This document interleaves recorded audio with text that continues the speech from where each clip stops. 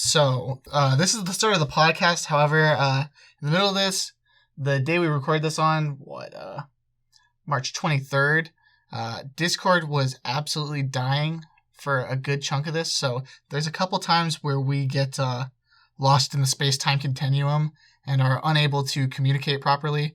So, there's probably large chunks of confusion and maybe a little bit of silence, or people just saying random shit, or maybe Justin is just one-sidedly narrating stuff. I think it's pretty funny and entertaining and would be very difficult to edit out, so I am not going to edit it out.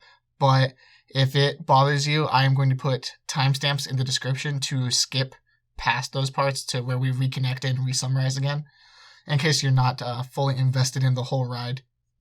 So, that being said, let's get on to it. Hey everybody, welcome back to the Fan Service Podcast, where we defend shows that have fan service. We're doing No Game, No Life this week, today. It's not really a weekly thing, so... Yeah. At this moment. At this current time, at this current destination. In space and time. Yeah, we're talking about No Game, No Life. Really didn't try to put the first two shows as, not very well viewed upon fan service-y shows, but that's kind of how it worked out, you know? It's just because we're so much smarter than everybody, you know? We just understand shows so much. Yeah, no, they're just so misunderstood, gems. Yeah. In actuality, though, I do really like this show, which is why we're talking about it, right? But same. Well, I think you definitely liked it more than I did. Probably. At first, but I did just recently review it so I could talk about it, because for High School of the Dead, there's a lot of times where I was just like, yeah, I think that happened. That sounds right. I wanted a clear understanding so I could make more distinct points, I think. Right. I've seen the show a bunch of times by now, but I did just rewatch it also, so clear in my mind. We're pretty new on it. Alright, so I guess first, what'd you give it on Mel? I think you gave it a 9, right? I'm struggling between 8 or 9 for me, somewhere in between there, probably. There's when I think about it, it's something that every couple months I'm like, fuck it, I'll just rewatch it. It's fun and fast kind of deal, and it looks great. It does a lot of things really well that I'm just like, it's just perfect binge material, right? Yeah, but for sure. There's also a lot of deeper stuff that I like about it, but Well, I'm sure we'll get into that. Yeah. So I had it at a 7, but you may be like, that's a pretty high score, and yeah. that is what I was thinking. It was just that I was like, there were points where a lot of people really liked the show, and I was like, I don't think it's quite a 9, because I was also in the same camp for a while. I was like, the fan service is a little off-putting, because there's a lot, and it seems just kind of not additional to the plot most of the time. But upon rewatching, I came upon the realization as they used a lot of this for humor, and it was more funny than I remember. Yeah, a lot of it is quite funny. Although there's definitely a good chunk of it where I'm like, it's a little bit cringy or whatever. Yeah. Where I'm like, yeah, okay, sure. I think that still kind of come with the territory, because the show is literally about two NEETs, and it's sort of glorifying the idea of being a NEET in a sense.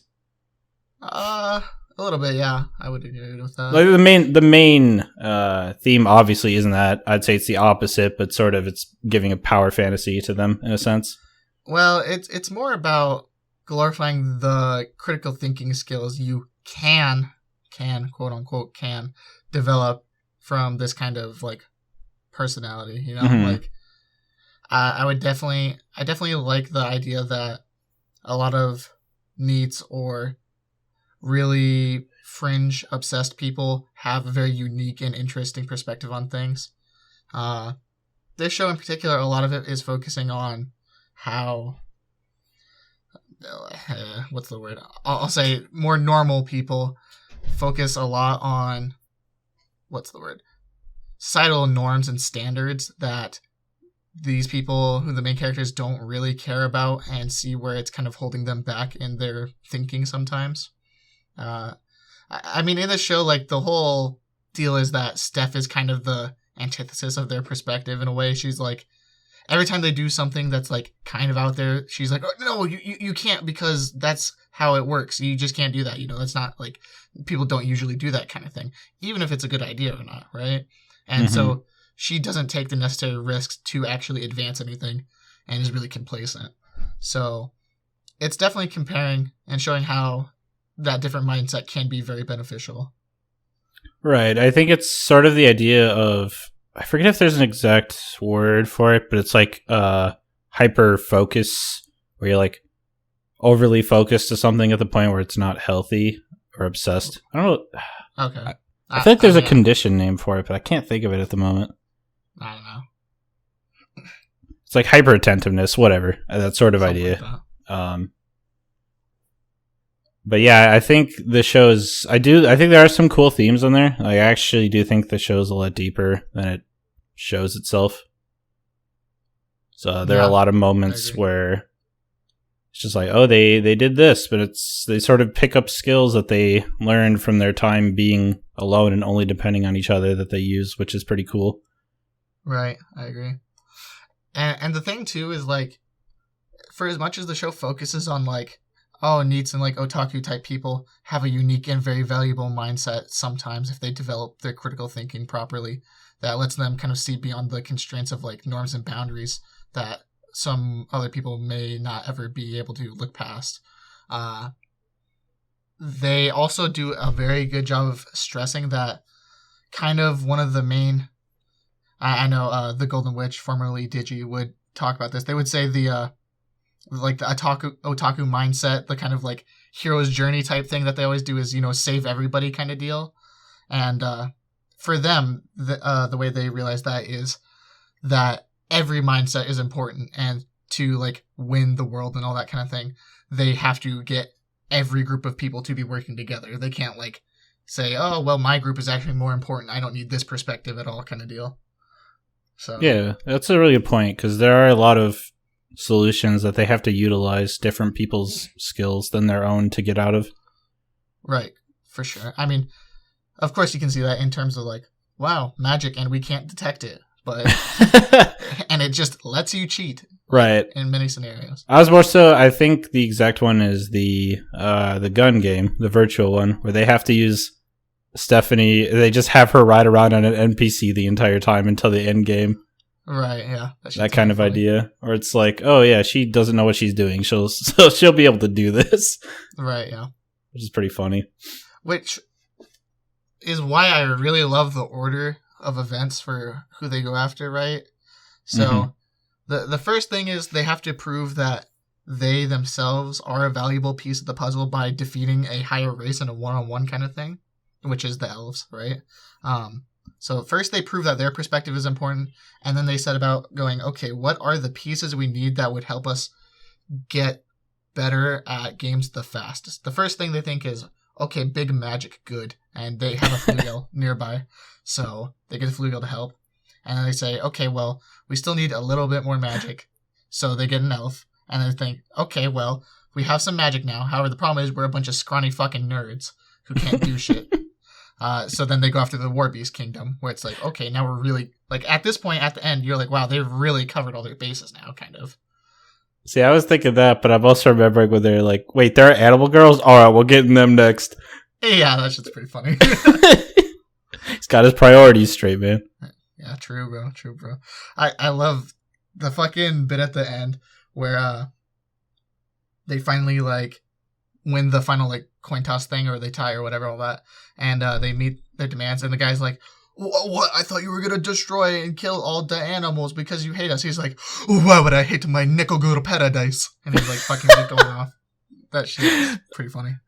It's cringe, but it's also pretty fucking funny. I think, yeah, that's a lot of the humor is just like, this is this dude for real kind of humor, which is really funny. It's like so goofy that it's funny, but then also like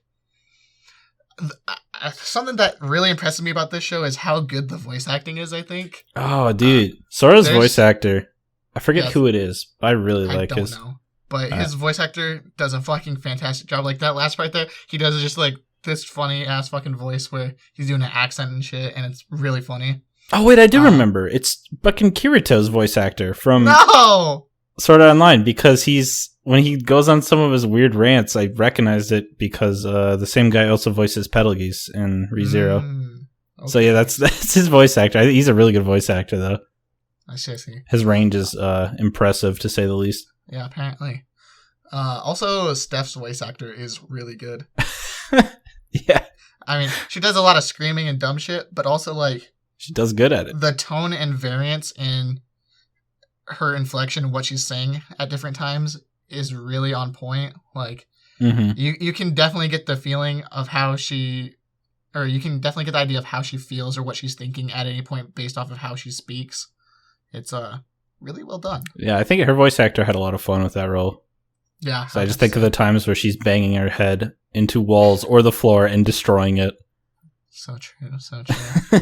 And yeah, there's just a lot of good inflections in her voice acting. Yeah, for sure.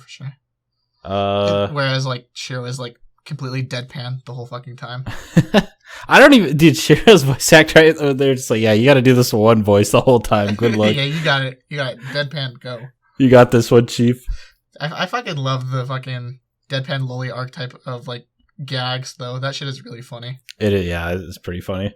I cannot lie. Like, I love whenever there's a scene where it's like, oh shit, are they gonna have to, like, oh wait, are they gonna actually have to do this? And Shiro's just like, do it. Like, just like, you have to. And it's like, shit, I actually have to.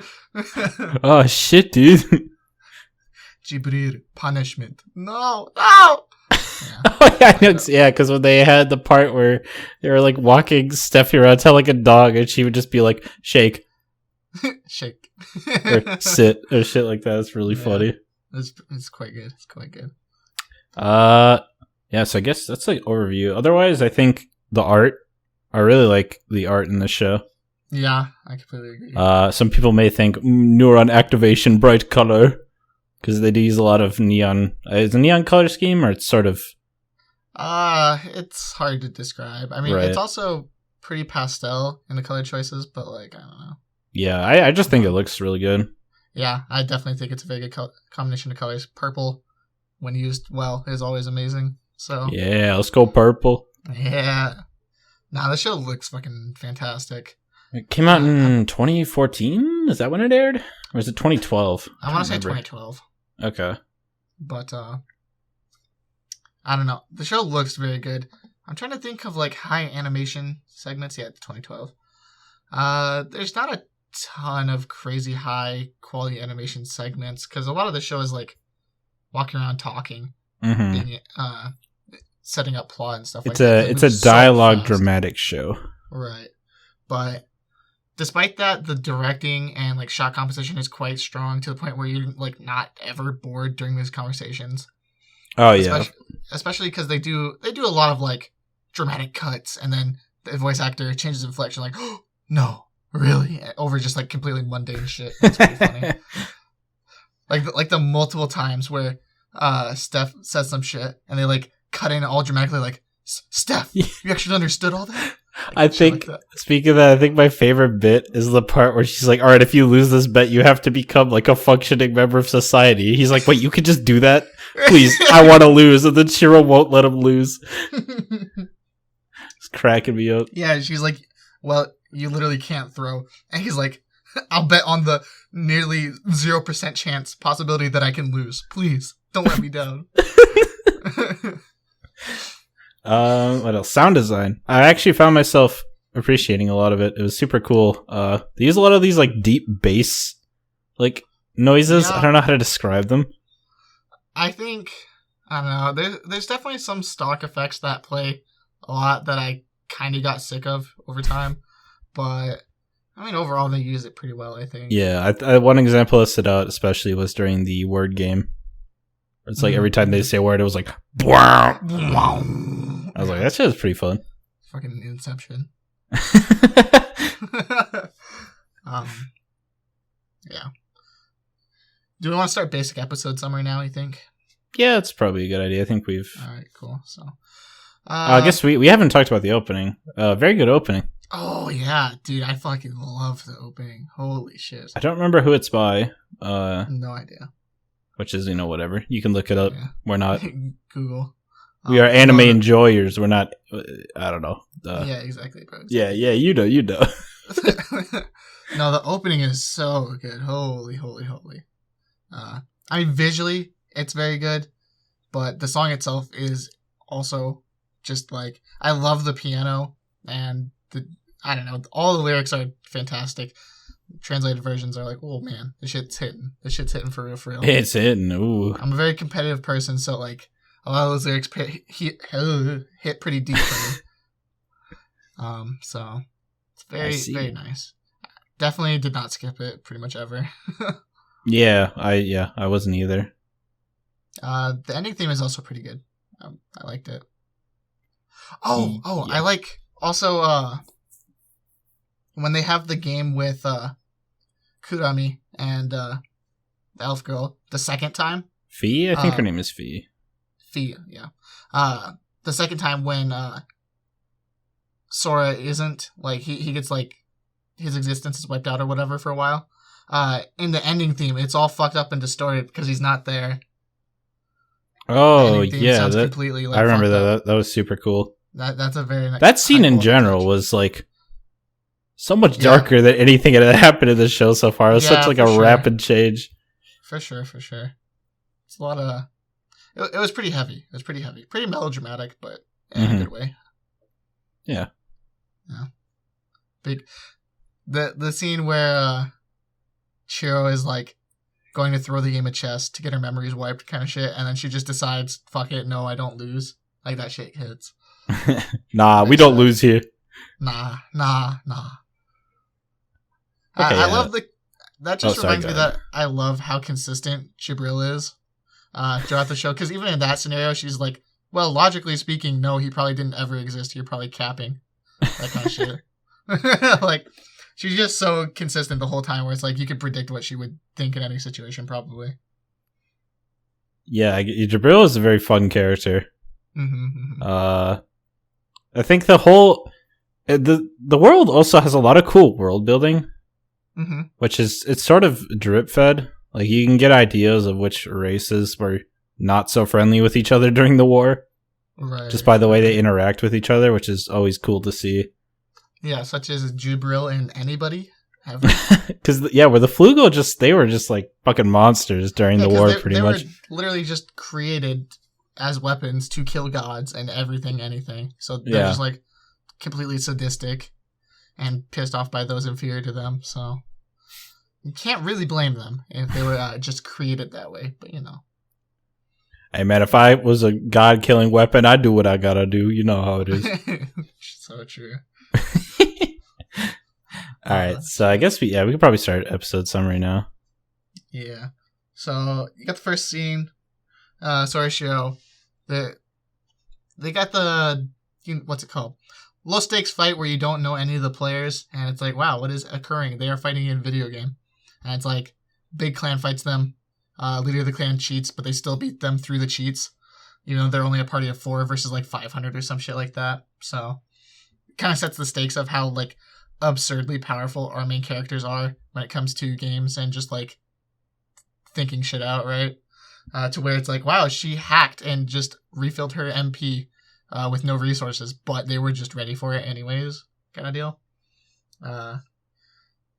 Pretty decent lead in, because it gives us an idea of like, wow, these are like really fucking broken, like holy shit broken. And it also gives us like an idea into their lifestyle, like, wow, yeah, they're extremely hikikomori, like they're just fucking complete neats. All they do is sit in their room. They have like, their sleep schedule is like completely destroyed. They sleep past noon every fucking day.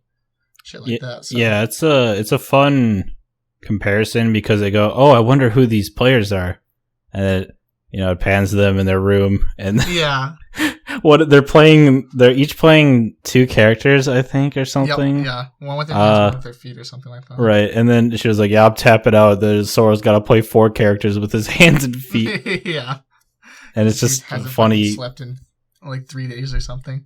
Yeah, it's really funny because the girl like builds them like, "Oh my gosh, they're so amazing. They could beat me even though I cheated. I wonder what they were like in real life." And it's like, often questions like that are disappointing, right? Like, the answer is never what you want. Yeah, it's never what you build it up in your head to be. It's always like, oh, they're just fucking no-lifing it, and they're not particularly interesting, maybe. Like, shit like that.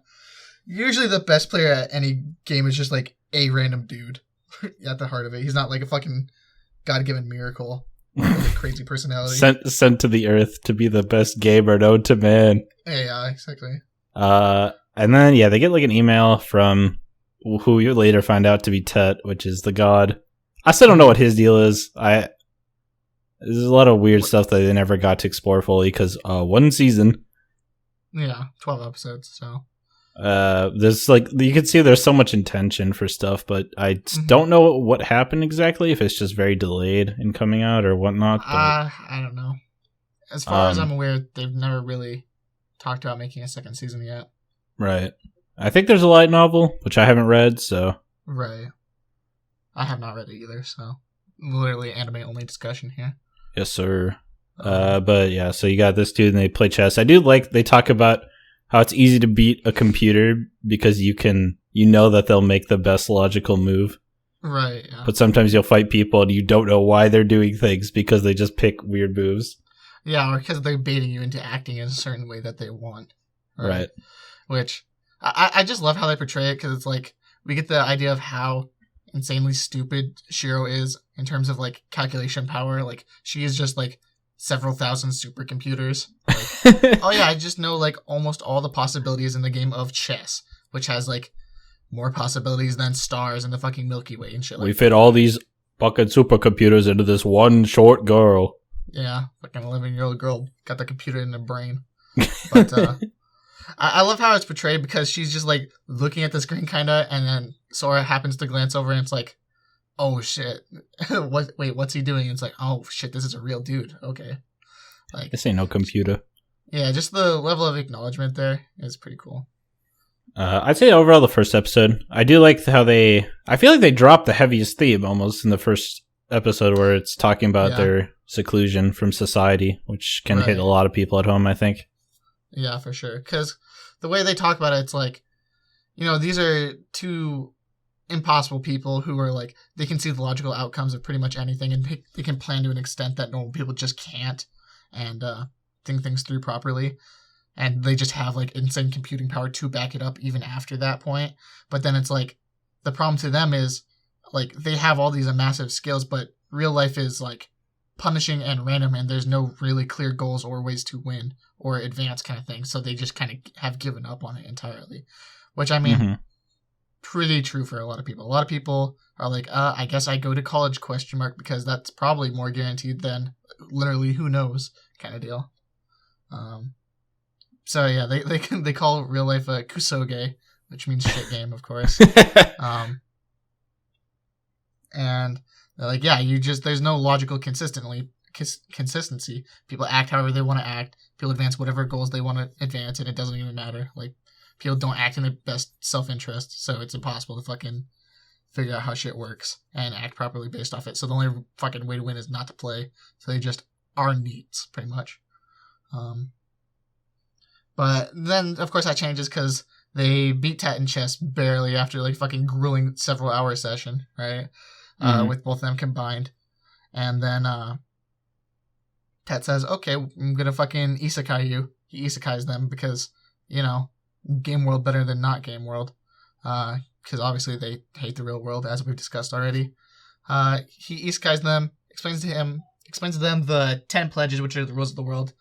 Which, the big one being different from our world, of course, is that you can't steal and you can't kill. It's just like, physically you are not able to. It's not like, oh, you will go to jail. It's like, physically you are unable to as a law of this world. Yep, and they show that off immediately too with 3 random goons that like try to rob them or whatever.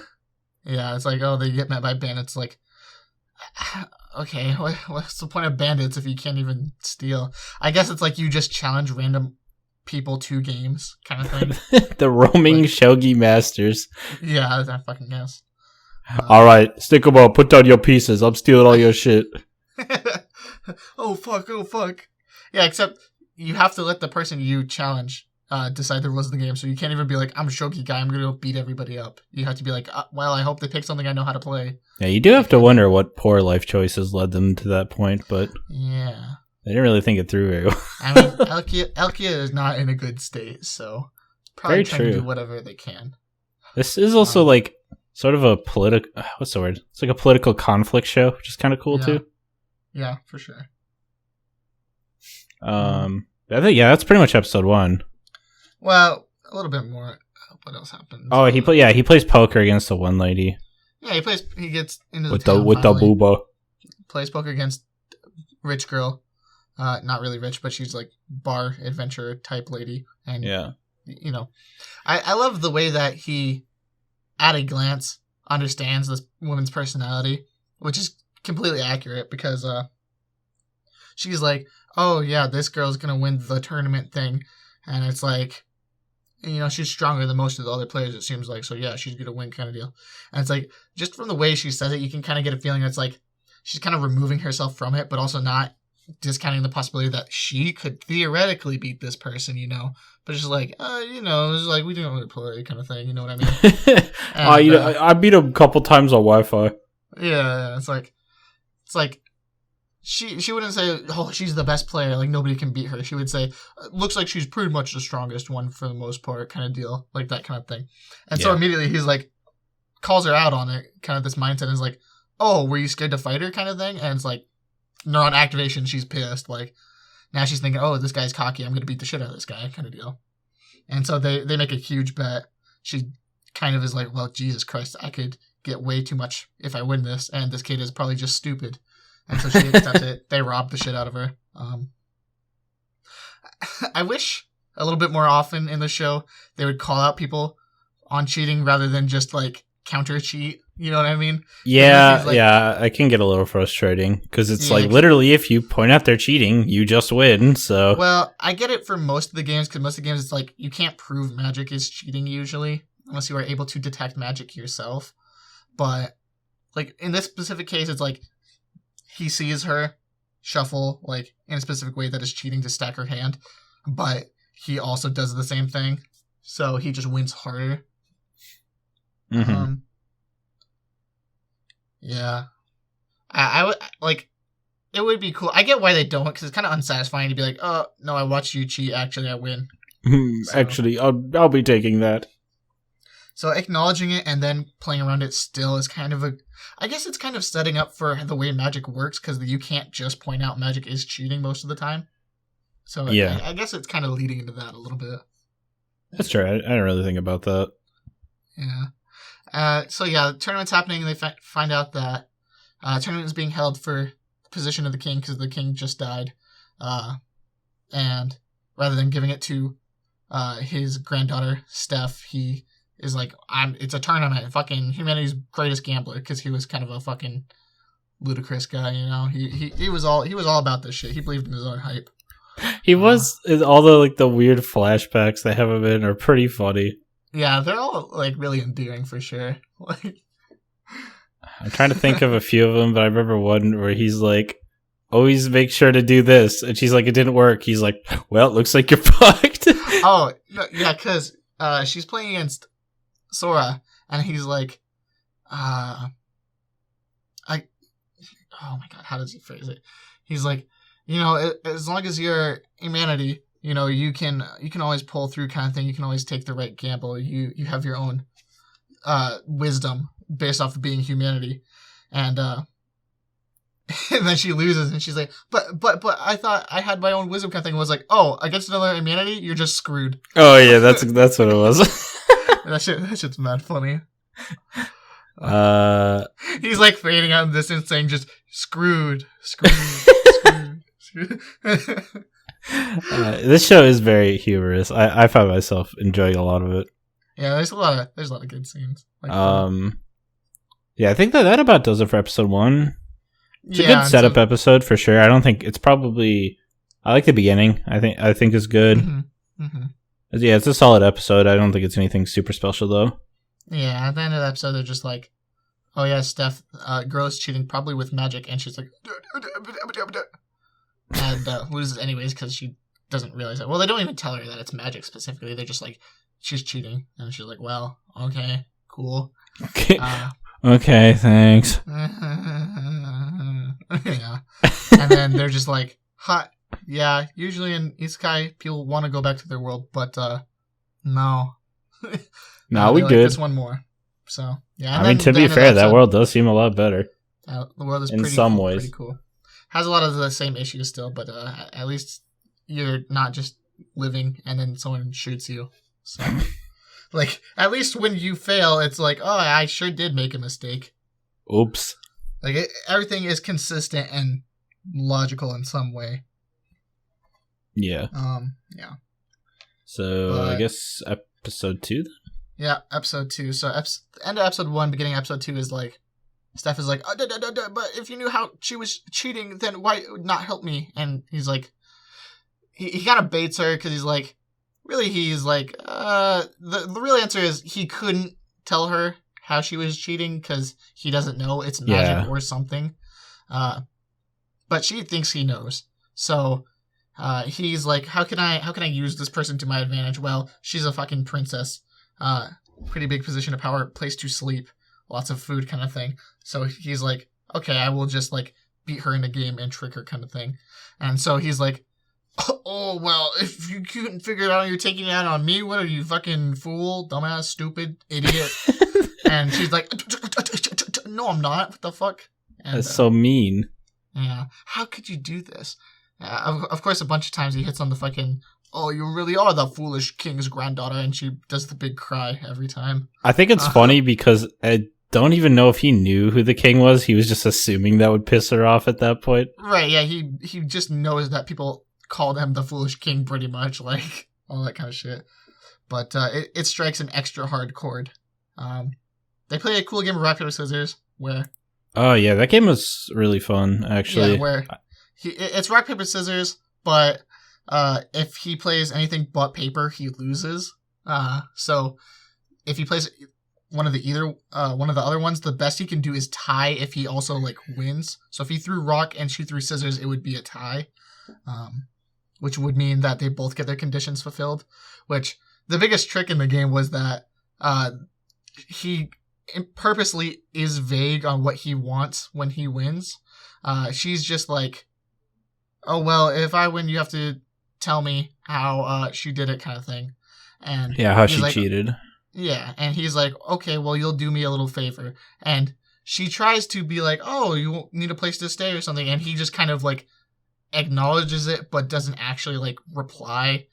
So, and she just assumes he agrees, is like, oh, yeah, okay, that's what he wants. Kind of baits her into it very hard. So intentionally he leaves it open to, he could just ask anything of her now.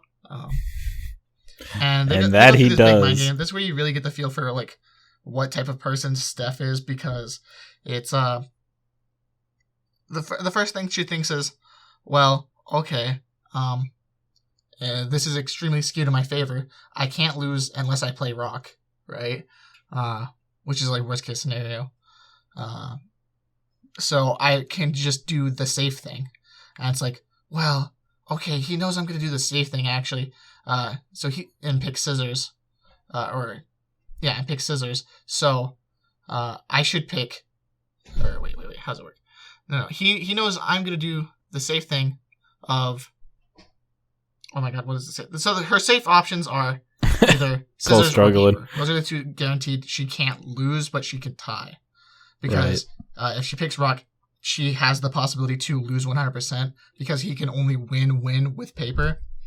So she says, okay, well, I pick one of those two.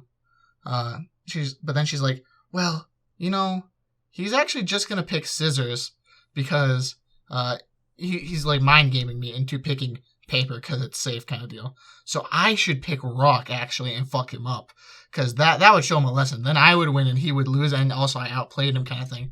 But then she's like, oh wait, shit, this is actually the only way I could actually lose. I should probably not do that. Like, whether or not the mind games are there, she isn't willing to take that high of a risk in the first place. Like, she's just like, that is way out of bounds. There's no way I want to lose. Like, even open myself up to the possibility of losing, even if it meant I could win, like, based on a read I have or something like that. So she says, well... okay. I disconnected for a second there. I'm back. Oh, you disconnected. Okay, well, I was just talking the whole time. It's fine. All right. Keep going. So she's like, well, fuck. Okay, I don't want to pick rock then. That's terrifying. I will just pick the one that gives me the highest % chance of winning, which... I can't remember the chart right now that they put on screen that shows it. I think it's... I believe two of them were 2 and... two of them were 2 and 3s of, like, tying. Yeah, I think it's scissors is the best pick for her because it gives her a 2/3 chance of winning, and the paper is like 1/3 chance. So she picks scissors, and he picks rock, and she's like, "How do?" And he's like, "Well." I love that voice every time. Steph is just mauling constantly. I mean, she kind of is in the show, to be fair, but yeah, pretty much. Yeah, she's fucking mauling the entire fucking show. She's just straight pissed. She's an angry woman. She's getting clowned on the whole fucking runtime, dude. Like, it's so true. So she does become comic relief a lot. Yeah. Comedic relief. Because she's usually the person that's like the least in the know because of that kind of restrictive mindset she has for the most part, which she eventually works on over time. But yeah, she's like, "What? How did you know?" kind of deal. And he's like, "Well, I knew you were a bitch, so you wouldn't pick fucking rock under any circumstances." Basically is what it is. Like, if you would never open yourself up to the possibility of just flat out losing, so it's not rock. Easy peasy. And oh, are you going to pick the one with the high probability of winning or low probability? Ooh, wow, I wonder. So, she's like, wow, I got outplayed. But in her mind, this was still an acceptable result because it's like, oh, well, he just gets the little favor and I get to know my thing. But, he actually the trick was he just gets to say he just gets to ask her to do whatever he wants now. Which the proper thing for him to do was just to like claim ownership of her or something. Like, you just belong to me. But he has a stupid scheme planned out where he's like, they do like a fucking dramatic. He's like, "You'll fall in love with me," but the way he says it, he's like, "Whoo!" Like he just fucking. I remember exactly what you're talking about. And he does this goofy ass fucking pose during it too. This shit is mad funny. Okay, so yeah, the terrifying thing about that is apparently these vows have the ability to rewrite mental states. Yeah, no, like which you learn that they can just do, which is kind of scary. Right? Yeah, I mean it's terrifying. It's like literally you are like the laws of reality bend to cause whatever happened to be true. Like, yeah. Sometimes you need like magic to kind of amplify it to make it like work in some scenarios. Like you can't just be like, okay, and if I win, the whole country explodes. Like, you kind of have to have. Yeah, imagine if you could though. It's so true. So true. So you kind of have to have some like force amplifying it to make it work over like big areas of effect, but like for direct participants, yeah, for sure. So yeah, and then the show points out a bunch of times it's like she's ordered to fall in love with him, not like stay in love with him kind of thing. So it's kind of like the way of like forcing a romance, but also you're not feeling very bad for her because at any point she could get over it if she actually like didn't feel that way about him in the long run kind of thing. Yeah. Also, I think it was like, oh, go ahead. I think especially Shiro's response to it's really funny. I don't remember what happens per se. Yeah, because she's like, brother, you could have just like just owned her instead, like, and it would have accomplished all the same thing. Because he's like, oh, but if she falls in love with me, she'll let us stay in the mansion and give us money. And it's like, you could just own her also. Like, and then I think he talks about how his inner like need to lose his virginity clouded his mind or like, something. Yeah, he's like, I'm sorry, sister. I just wanted a girlfriend. I thought I would never get a girlfriend, kind of thing. And it's like, I love it too because he realizes, oh yeah, the thing he decided was pretty suboptimal. Oh, exactly. Like, that's the scene too where Shiro's like, "What about me though?" She's like, "Listen, you're my sister. You're also 11. This is never." Yeah, like no. Yeah, it's funny because like after Shiro immediately is like, "That was a stupid thing to do. You could just own her instead and make her do whatever you wanted." He's like, "Oh shit, you had ulterior motives," kind of thing, and he's like, "Oh, I'm a fucking clown." He's fucking mauling at himself. He's like, "How could I make such a stupid mistake?" And he's like fucking smashing his head in the wall over and over. Me? Impossible kind of shit. It's mad funny. Yeah. So yeah, of course she like lets him in the palace and all that kind of shit and stay there. And she never really like she gets over it eventually, like 6 episodes or so through, where she was no longer having like the Steph vision, where she like we get her point of view, and it's like Sora's just like where he looks like a Arya the animation or a fucking he looks like a fucking Rosa Versailles character. He he looks like a fucking boys love protagonist type, the most pretty boy to ever be seen. That shit's mad funny. Eventually she gets over that part of it, but she do be liking him still. I'm fairly certain she also does the fucking Dio-uri in this episode. It's either that or the next one. Yeah, it's either that or the next one where she's like having an inner struggle to like not be in love with him because she doesn't like the way he acts kind of stuff, but has been ordered to do so, and so she's like trying to overcome it. She's fucking smashing her head in the wall, does Dio-uri. It's pretty funny. A lot of JoJo references in this show. Yeah, this has the best usage of a JoJo reference in it I think I've ever seen. So, definitely. The next part is like basically they're going together like, wow, country is bad. We need to win the country kind of thing. Kurami is working with an elf to kind of just like basically give the elves the country. And Sora's like, yeah, this was a stupid fucking plan for a tournament because obviously any one of the random humans is just going to work with a higher race, and then the higher race will just own the country basically. Like, wow, okay, cool. You just gave the country to a foreign territory for free pretty much because the humans can't beat the higher races because they don't have magic and other races do. So they can just cheat or whatever kind of deal without you knowing. So they're like, wow, this is stupid. Now we have to beat an elf pretty much to win the country back kind of deal. Mm-hmm. I think that's about when episode 2 ends, because episode 3 they challenge her, I think, in the throne room when she's about to like be crowned or whatever. And they point out the elf, and she's like pretty kind of smart because she was like, "Oh, you guys just brought in this random elf to try and frame me," which was pretty smart. I think he cut out. Oh, did I? Hello? Well, I hope he's talking on his end. Yeah, all right. I'll just keep going. I don't know if Cole could hear me. Also, these wiki summaries are not correct. Oh, you're back. Oh, hello. Hi, welcome back. You were dead on my screen. We're getting separated. It's like no, he's gone again. What the fuck? No, Cole. What's going on? Discord is bugging right now. What's going through it? Hey, hold on. Come back to me, Justin. Cole. I hope. Pokey Cole. Not his internet perishing. All right, hold on. I've had a lot of internet issues lately. Oh no, Discord is broken. All right, well, time for the solo podcast. Cole can't hear me, so I'm gonna keep going. I'm just kidding. I actually don't know what I'm gonna do. All right, let's start talking about the weather news. Tragedy. Oh, okay. Dude, what is wrong with Discord? Justin, come back. Oh no. Is my internet just down? What the fuck is happening? Hello? Are you kidding me? Yeah. He's dead. Very cool. Brother?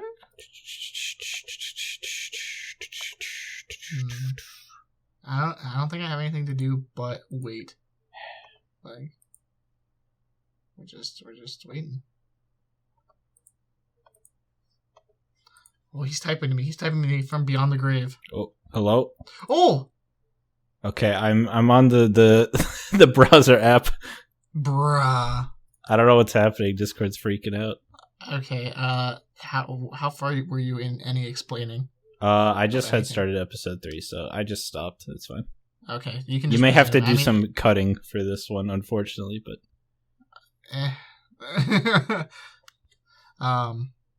Okay, go ahead with whatever you're doing. I mean, it'll keep your end, so.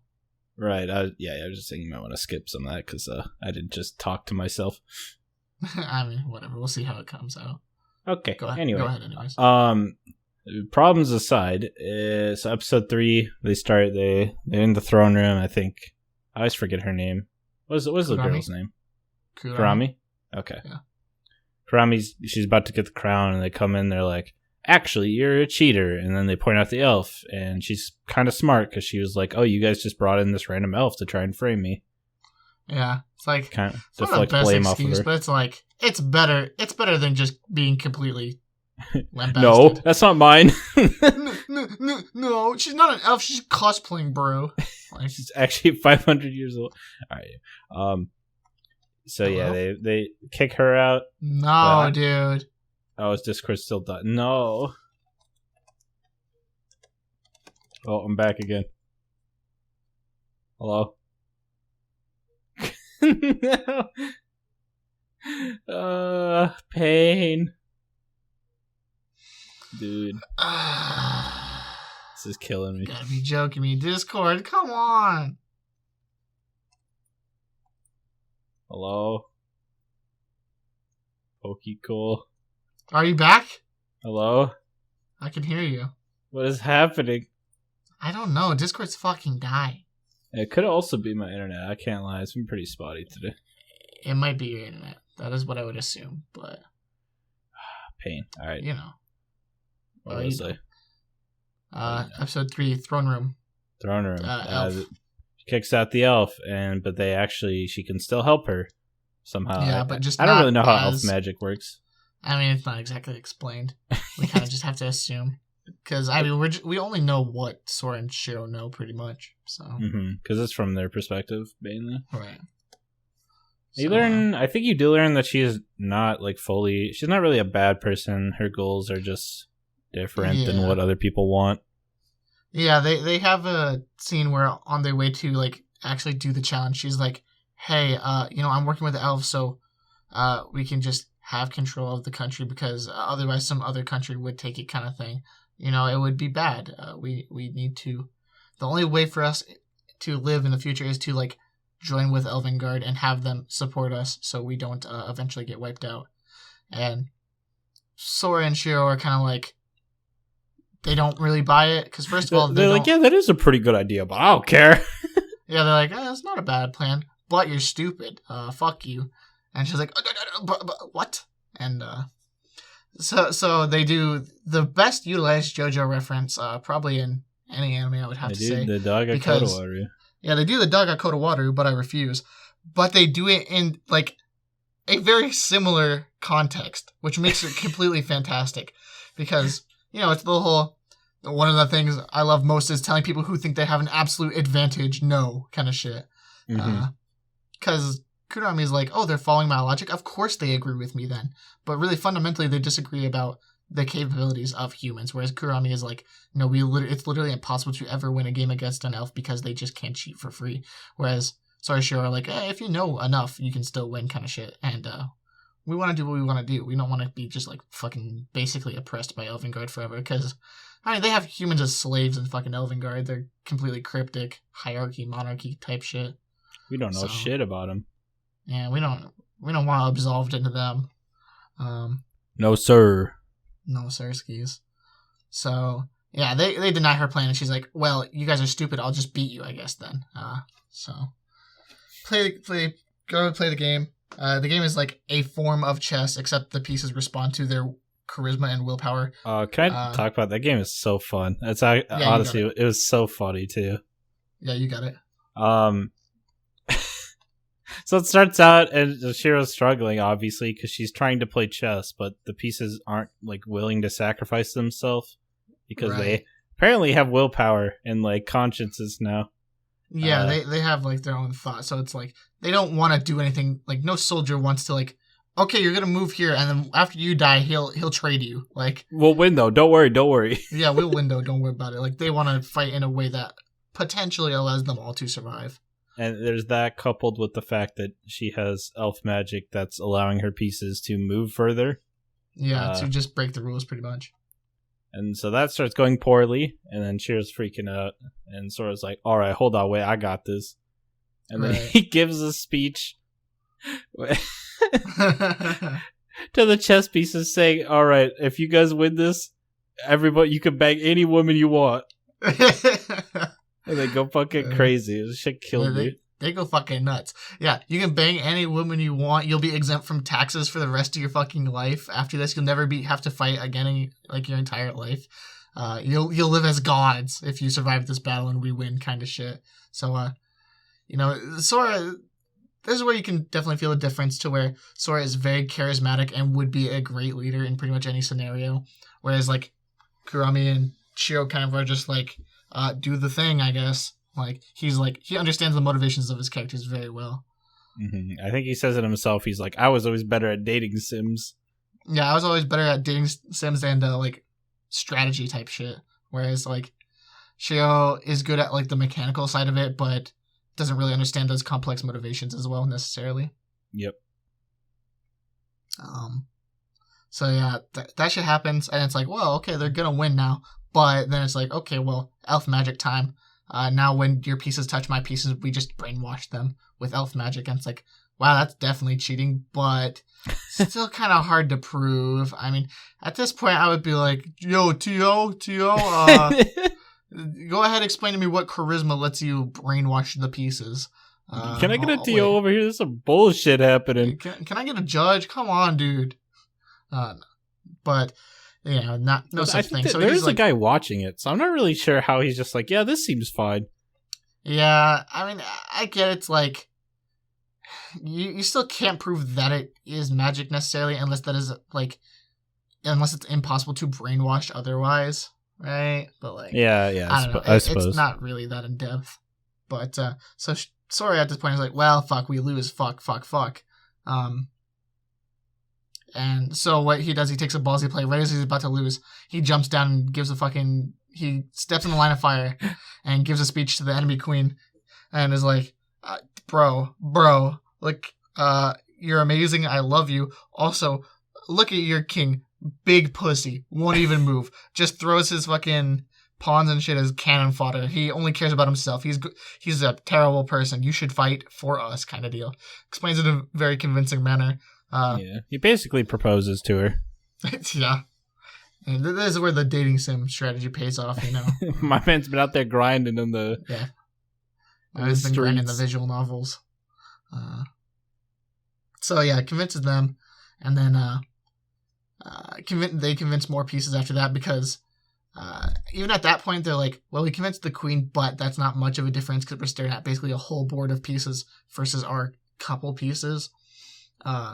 So, like, he's kind of freaking out because he's like, do I do something? Do I have to make a play based off this, or do I wait? What if they don't take my bait kind of thing? Freaks out. Shiro's like, no, it's fine. Just chill. And Kurami is stupid, takes the bait. The bait being she orders someone to kill the newly turn-coded queen, which is like, yes, kill your former commander who you have big attachment to, especially, like, the female one kind of thing. Just do it. Yeah, go ahead. Just kill your former commander you love a lot. And of course, the knight is like, no, bro, I can't do it, and turncoats himself, and then they all start turncoating one by one, which is, like, big momentum swing. Now they each have, like, equal-ish number of pieces, so they can kind of fight a war of attrition at this point a little bit better. But this forces Kurami to kind of double down, pump more magic to make him even stronger, and at this point, it still looks pretty bad for Sora because, like, big magic, big strong, their pieces win, and they still have the brainwashing effect somewhat. But what really he does to, like, swing the advantage in his way further is that he kind of, like, personally attacks her in a lot of ways and accuses her of, like, being, you know, stupid, king only cares for himself, selfish kind of thing. You would be a terrible leader kind of thing. And so she's like, she doubles down on, like, the monarch tyrant, like, no, you will do exactly what I say. We'll kill them. I don't care if you die kind of shit. And it looks like it's going to work because it's like, oh, that's a lot of, like, charisma and motivation still. But the thing is, like, they kind of play off people are not going to be oppressed by a tyrant forever. Eventually they will just, like, one random fuck off dude will kill you. And so she gets, like, quote unquote assassinated kind of thing. Yeah, they have the Julius Caesar thing. Well, she gets the leader gets poisoned or whatever. Yeah, Julius Caesar got stabbed, but I forget. Someone else. Well, you get the idea. Though. Yeah. Gets assassinated, kind of thing. And so they win off that, which is like, this is kind of my least favorite game overall because it's like kind of a lot of things back to back that's like, okay, yeah, sure. Like, I mean, yeah, theoretically they would get assassinated kind of deal. It's like, in the middle of a battle. Like, you gotta buy into a lot of stuff here for this one to be like really satisfying. But there's a lot of good moments in it, I think. Yeah, for me it was mostly just like pretty funny how they solved it. Right, yeah. So, Sora wins.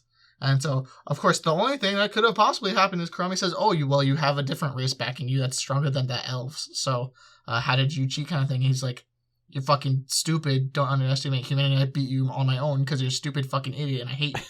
I don't cheat.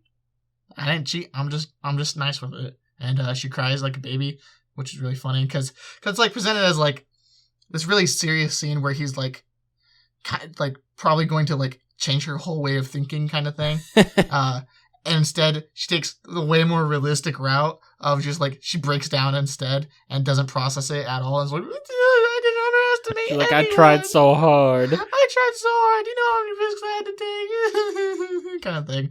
And it's still just convinced that he cheated either way, which I'm like, that's probably what would actually happen, you know, like it would be nice if you could convince some people like that through actual like yeah, obviously I didn't have a race like working with me. Did you see any magic? Like kind of deal. But and even then like elves have some of the strongest magic in particular, so it'd be kind of difficult.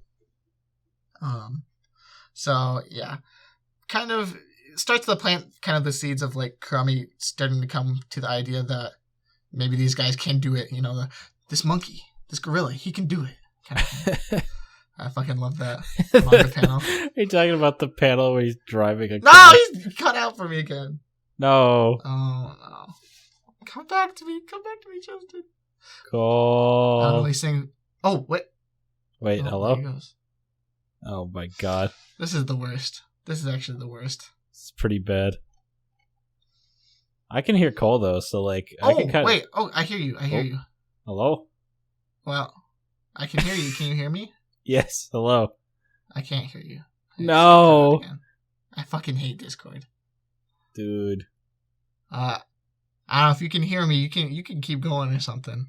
I'll just mumble to myself over here. I don't know. It's so weird. I can still hear Cole, but he can't hear me. Crap. No. All right. Well, I can hear you now. Oh, hello. Okay. Can you hear me? This is cryptic. Yeah, I can hear you. What's up? Okay. Well, I can hear you. So. Very cool. Yeah. Fuck Discord. Yeah, I don't know. Should have went back on. to Skype. Should have Should have gone to AOL chat room. VR chat.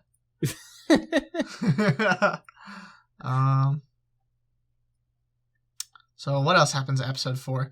It's mostly just like that, and then they see Tet again, and we like for sure understand at this point that yeah, if you get the 16 races together, since they all represent like a piece on the chessboard, you get the right to challenge God, right? So pretty cool. Yep. It's a little more incentive for kind of what their end game goal is, which is nice to know.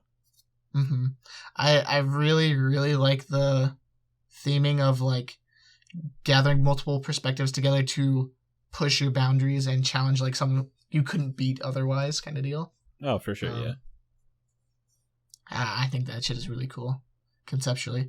And then in my brain, I'm imagining, okay, what are they going to do now that they have everybody and Tet together at the end, maybe? Like, what do they have to accomplish then kind of deal? Like, are there more challenges lying in wait? It's very interesting to think about. Yeah, it's a cool aspect of it, for sure. I do like how they sort of are, like you said, they're incentivized to like meet all the other races to kind of see multiple perspectives of the world too. Mm-hmm. It's just it's fun. Although very sad, like no one living in this world really realizes that. They're just like, yep, chess pieces on the horizon. That's all I've ever known. 16. Yep, that's sure a number. Like they've been out there as long as I know, Bob, but I don't know what I'm supposed to do about it. Yeah, which is like, it's funny because, you know, if that was like how, like if that was just something that came into existence with your existence, like you would never question it really. But like being brought into a fantasy world, you're thinking, oh wow, there's 16 pieces in the chess things. I wonder if you have to gather them. Like, is there chess in that world? Like, do they play chess? I mean, they just played chess, so, but like They chess play with 10, motivation. right? Though. Oh, right. Yeah, no, I'm stupid. What am I thinking? Yeah. They just play giant chess. Yeah, they play big chess. They only have big chess, but they don't understand the concept of bigger chess. What are these chess pieces you're talking about that don't move? What the fuck?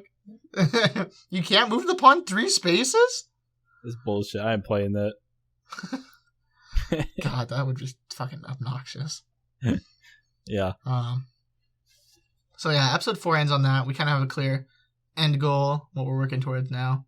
So then we start in episode 5, and it's like, things are bad in the country, and Sorashiro don't really know what to do, right? Because they don't have a lot of information on other races other than what they've read about from the king's like study and stuff like that.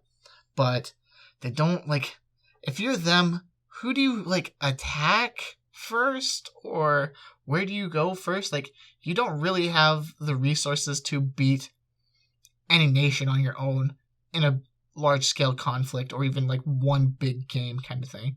Yeah. Like, you don't have enough information to go into it. You can't go into it just blind. You'll just lose, kind of thing. So they have to find a way to get resources to help them. Luckily, at the end of that, or towards the end of the episode, they learn about Jibril, the Flugal, who is in the country's former library that they bet and lost to her. I remember Sora gets super pissed at her because he's like, you bet the one thing you should never lose. Yeah, like the entire country's fucking knowledge. Yeah, pretty important thing to lose. What else happens in episode 5? They walk her around town. That's like sort of because she's like trying to get them to not sit in their rooms all the time or whatever, because they weren't even living in the throne room, I think. Yeah, they were living in like a fucking basement chamber because there's no like sunlight. Because the sun wouldn't come in. Yeah, because they sleep from like 8 a.m. to like 4 p.m. every day. I remember especially what stuck out there was she'd be like, do you know what time it is? And Cheryl's like 36. And she's like, at it's night noon, or something. The middle of the night. It's noon, yeah. Which is funny. Not anything that actually fucking matters to them, right? But you know.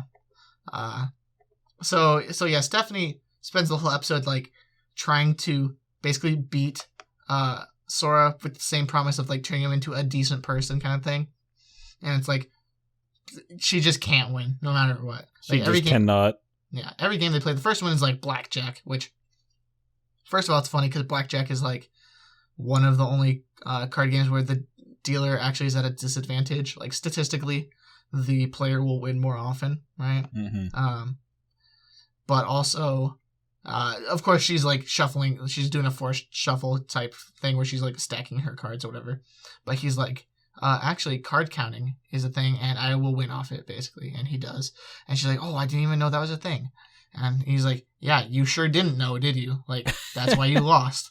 And he basically gives her the spiel of how, like, they play a bunch more games first. Like, she when the birds will fly away. Yeah, guess when the birds will fly away, or guess what gender of person will come down this, path first kind of thing. Yeah. Over and over. Cheryl beats her 9-1 in that game. And she's like, what? How? I thought it was just completely random. Because she's just trying to get a win based off of luck here. And Sora's like, did you really think it's a random which people come down? Like, of course there's motivations and goals, and like certain people are working during certain times of the day and certain people live in certain areas of the country kind of thing. So statistically you can come to a conclusion if you have all that information and insane processing power like Shiro has, right? So she's like, oh shit, well, I'll pick a random game. Well, guess when the birds fly away? She's like, 30 seconds. And he's like, 3 seconds, throw some rocks at them, they fly away. And she's like, that's cheating. He's like, you never said that, idiot. It's not cheating. So yeah, he basically then gives her the speech of like, you're trying to win based off luck, but there's really no luck in this world. There's just things you don't know. And he gives her the example of like a deck of cards where, well, what's the chance of pulling the ace of spades? Oh, it's 1 out of 52, right? Mm-hmm. And he's like, yeah, but if you take a brand new deck, which are usually in the same order of cards every time, and you remove the top 2 jokers the first card is Ace of Spades. And she's like, oh, well, I didn't know that. He's like, yeah, you didn't know that. But if you did, you would have just been right. Kind of thing. You would have just won. And so it's that kind of thinking where it's like, it's not based on luck. It's based about like the logical consequence and whether or not you know what you know. It's interesting. I do like the way they kind of show that side of games where it's like you can depend on luck, but there are also a lot of, I guess, perks or a higher chance of winning you can utilize where it's a statistical thing, or also just having general knowledge will help you a lot. Right. Yeah, you can play the odds, but if the other person has perfect information, you will just lose. Or even if they just have better information, they will win more often. Yeah, they'll have a higher chance of winning. Right. So, kind of sets up the stakes of, like, we can't just challenge someone and hope that we win kind of thing. Which is why we're completely fucking lost, because we don't have shit for information. And none of us can use fucking magic, and we're all weak pussies, so... And that's when Jabril comes in. So yeah, they're like, okay, well, we'll fight Jabril because we can kind of play, like, lower stakes, right? Like, they want the library. They don't want to, like, own her existence type shit, right? Although they do eventually bet for that. So, the Flugel, they, like, value information above all else because they don't have anything else to do, really. Like, formerly they loved killing and fighting, but that's not a thing you get to do anymore, so now they just value information. Which is why Jabril, like, wins this entire library, and that's all she does is just read books in the library now. So it's pretty easy to bait her because they're just like, yeah, we have, like, a whole fucking tablet full of, like, thousands of books in a language you don't know because it's from an entirely different world. Eventually they convince her that they're from a different world kind of thing. They're not just, like, normal humanity, which, they have, like, a funny scene because it's like, oh, I have to touch your erogenous zones to find out if you're, like, from a different world or not kind of thing. And Sora's like, oh, fuck yeah, she's hot. Like, and Hell her yeah. erogenous zones are, like, her wings because that's where she's most sensitive because that's, like, where all the magic flows through type thing. And he's like, I mean, they're fluffy, but, you know. They are the wings. It's pretty funny. Scene goes on a little bit long though for the same joke over and over, but It does extend a little bit. It's fine. I do love the contrast that, like, they go into it like, oh my god, she's like a fucking murder machine, like she's gonna have this extreme personality, and they get in there and she's doing like some goofy ass fucking accent that would be funnier if I, like, knew Japanese culture probably, because, like, it's supposed to be based off, like, a famous person or something. Yeah. But it's a really funny accent, and they're just like, wow, instantly the facade of her being, like, an unstoppable, like, god is, like, broken, right? Like, she's just some fucking goofy. She's just kind of weird. Yeah. But, so, yeah, she bets the library, because that's what they want from her, and they bet their tablet full of, like, quadrillion fucking books, and she's like, well, you know, your bet is, like, probably better than mine at this point, so I will just bet myself also, because, you know, I'm just not going to lose kind of deal. And to her, like, the most valuable thing is that having this unknown information, like, the idea of the unknown is, like, her favorite thing ever kind of deal. And they're like, yeah, I get that. Unknown's pretty sick. So, yeah, they get into playing a game, and the game is Shiritori, which is, like, the, you know, you gotta match the last syllable or whatever of your word with the first syllable of the next one. This entire game was, I think, the first time I watched it, and maybe even my second, it's still pretty close, was probably one of my favorite parts of it. It was really cool. I don't know why. Oh, no, he got out. No! Not again. Oh, man. I hope he's going off. You just keep going, Justin. Oh, just keep okay. Going. Oh, wait, are you back? Are you back? Yeah, hello, hi. Okay. No, he's... Oh. Yeah. All right, anyway. And this game, specifically, I think was my favorite. I did like how they played with the words and having stuff disappear and reappear was fun. Also, the beginning of it, he's just like, yeah, here's just an atomic, or it was a hydrogen bomb, I think. He's kind of testing the waters. You're back? Hello? Hi. Okay, continue. What I said so far is how this game I thought was really fun and very cool. Mm-hmm. This is probably like the best game of the show. The visuals, because especially in the beginning, he's also just like, yeah, a hydrogen bomb. She's like, what is that? And then it just explodes, and she has to. I think she uses magic to stop it or something. Mm-hmm. And so he's already kind of exploring the idea of, we can use words she doesn't know, and then she does kind of the same thing by using a spell. So it's like, she can use stuff we don't know also. Right, as long as it's like not a fictional thing, they can use it. Doesn't matter if it's in a different language. Right, and so then it kind of for a while it's mostly like there's some really good bits in this, but there's also a lot of interesting conversation that happens. They don't take it very seriously after the hydrogen bomb thing for a while, right? You know, they kind of dink around. Can you hear me? Yeah. Okay, I'm just making sure. I get scared. So like they go to a beach. That's when things like, it's nice out kind of deal. And Sora does this fucking pretty funny but stupid gimmick. It's like he's just gonna make all the girls naked kind of thing. But what he does first, he also takes away the parts. Yeah. Yeah. So this airs on television, right? Like you can't show nudity actually on Japanese television. So like what he does is he removes their nipples and he removes their genitalia, and then he removes their clothes. And it's like, there's no genitalia. It's completely safe for work, you know? Like, it's completely healthy. You can show this on television. You can show this to children, you know? Like, I think to me, the point of that is like pointing out how stupid it is that we kind of have this arbitrary line on like what is and is not acceptable. As nudity, a little bit. Yeah. Like, this show, of course, like I was saying earlier, it's a lot about how, like, a lot of cultural norms and standards are just, like, put in place but don't have any real significance. Like, they're pretty arbitrary, right? And this is like, if they had their genitalia, actually, it would be inappropriate. But, they're completely fucking naked, except they don't have their genitalia. So, it's completely acceptable then, This completely arbitrary fucking line doesn't matter. Like, probably you should call both acceptable or like, both unacceptable, like one or the other, really. Yeah. So like, it's a pretty funny fan service scene because it's like showing that hypocrisy and kind of what we find acceptable. So it kind of also is like critiquing a little bit the people who would probably find the most issue with the fan service in the show, because it's like, no, nudity is not a thing you can have acceptable at all. But it's like, but it would be acceptable if, like, it's just completely arbitrary. Yeah. So I find that bit very funny. It's actually a really smart way of looking at it. I didn't really think of it that way. I just more thought of it as a funny fourth wall. Like, if we do this, we can do it because they'll allow it. Yeah, if we do this, we can air it on the fucking television, right? Yeah, it's pretty fucking funny.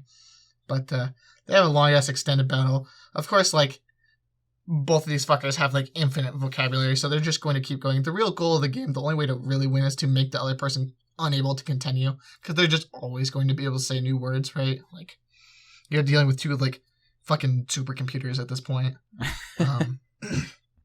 But the problem being that Jibril is like has magic and way better, like, just like, what would you say, physical attributes. Like, she can fly and is strong. Yeah, they do make sure they cut off her ability to fly, I think on like the second turn of the game or something. Yeah, they take the spirit circuits out of her. But she can still use magic without them because there's like magic in her body kind of thing.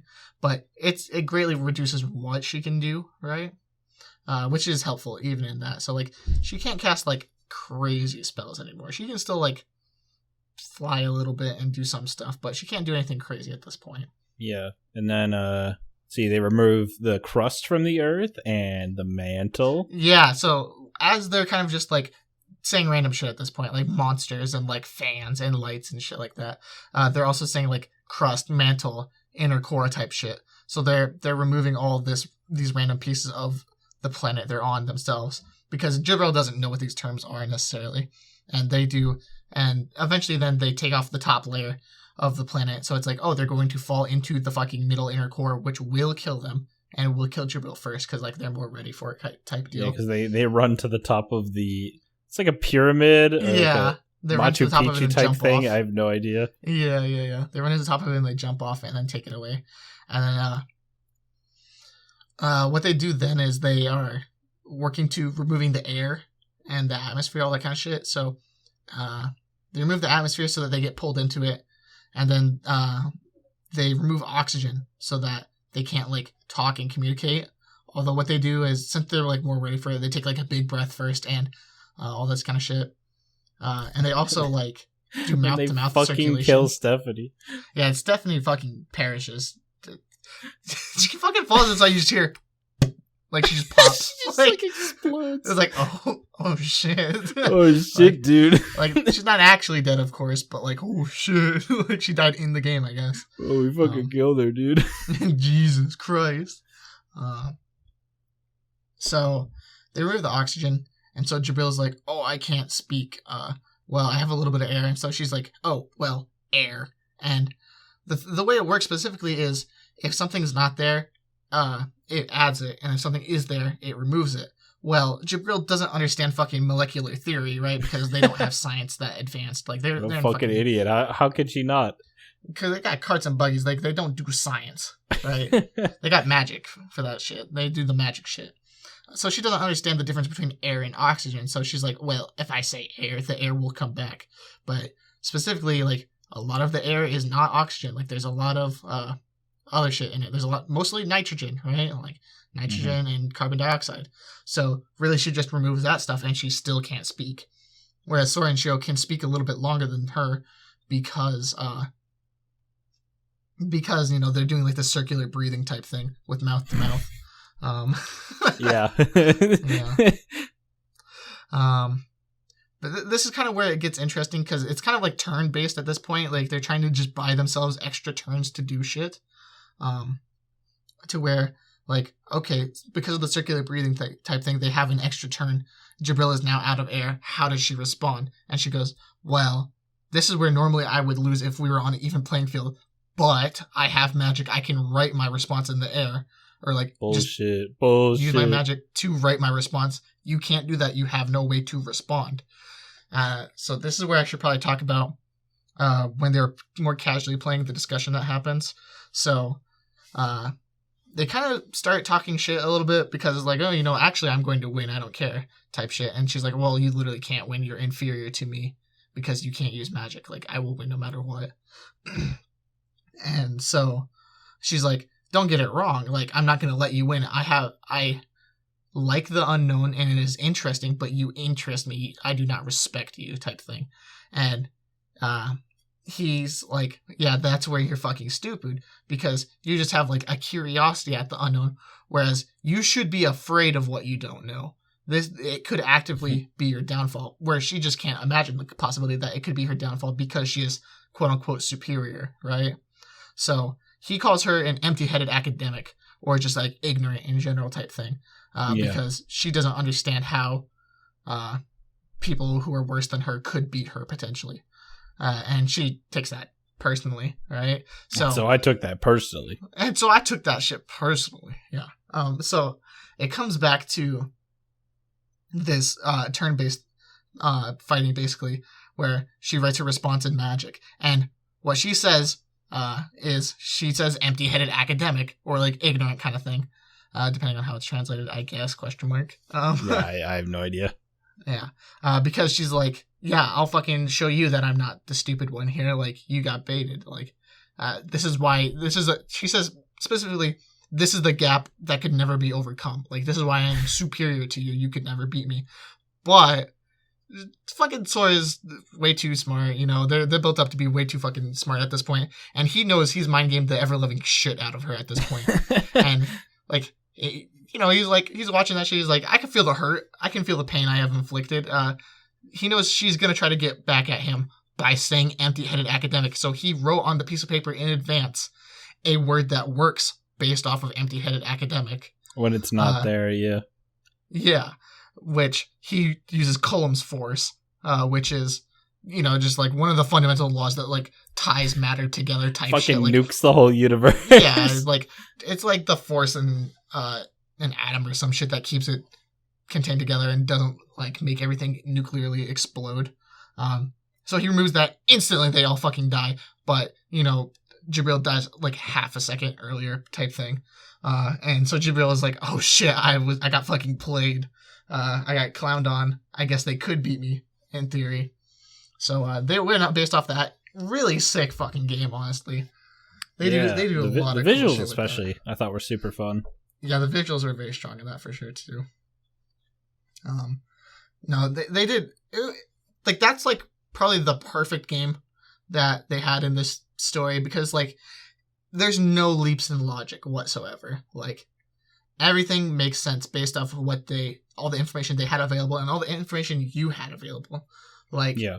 The only, like, jump is, like, that he predicted that she would say that, but that's completely feasible, right? Like, you could theoretically have made the same call yourself, like, with some certainty. Like, when you've made someone upset like that, it's pretty easy to assume that they would do something to get back at you in that kind of way. They do something rash, yeah. Yeah, right? Like, she wants to prove so bad that she's not fucking stupid. Oh, you want to win so bad. You want to not be ignorant so bad. And so she's kind of like, yeah, you fucking got me. And she's like, but there was still no guarantee that I would say that. I could have said anything else still, there was no guarantee. He's like, yeah, and like, okay, sure. Okay, and yeah, she's like, you're insane, aren't you? He's like, yeah, pretty much. I mean, you got like, the thing that kind of shows, and the thing that separates them from Stephanie in some way, is that willingness to take risks. Like, you can't win just by playing the safest possible way. It puts you at a disadvantage, right? Like, because they would have literally been there forever had they done that. Right. Like, there's the concept of risk reward is important for informing your decisions, but you can't always abide by it because it makes you predictable, and that's just how they go. So yeah, they win there, and they kind of explain their plan is to challenge God and all that kind of shit, and they give her access to the tablet anyways, because, like, well, they don't really care. Like, yeah, sure, you can use it anyways. It doesn't hurt me that you have more information, that you like it. Like, you're basically working for us now since you bet yourself, so cool, yeah, have fun with it. Oh, and then also, like, they drop the bomb that they're going to fight God kind of stuff. So she kind of gets, like, really emotional over it. She's like, wow, these are, like, legitimately good people, and also they're, like, transcended on a level of humanity that I've never seen, with really noble goals that are, like, worthy of our cause. And so she, like, completely devotes herself to him type thing. Yep. So, and then I think she also this is when she mentions the werebeasts, or they read about them. Yeah. And so Sora's like, all right, we're going to conquer the Animal Girl Kingdom, because I need some animal girls. Actual animal girls? Oh, shit. Oh, fuck, dude. Yeah, so, but like I said, too, it's also, like, logically, that's kind of what you want to do, because, like, at this point, they have pretty decent magic. They just need some physical assets, right? Like, yeah, I think they're also, the werebeasts are, like, the 4th strongest race or something. The werebeasts are 14th best at magic, so they're pretty bad at it, but they have the 3rd most land out of all the nations. Right, that's what it was, okay. And also, they're, like, another good reason to go after them is that they're the most accessible, kind of. Like, they own a lot of the land that was formerly Elkia, and they're pretty close, all things being said. As well as, like, they're not a country with, like, ridiculously advanced magic to where it's, like, they're gonna just win type deal.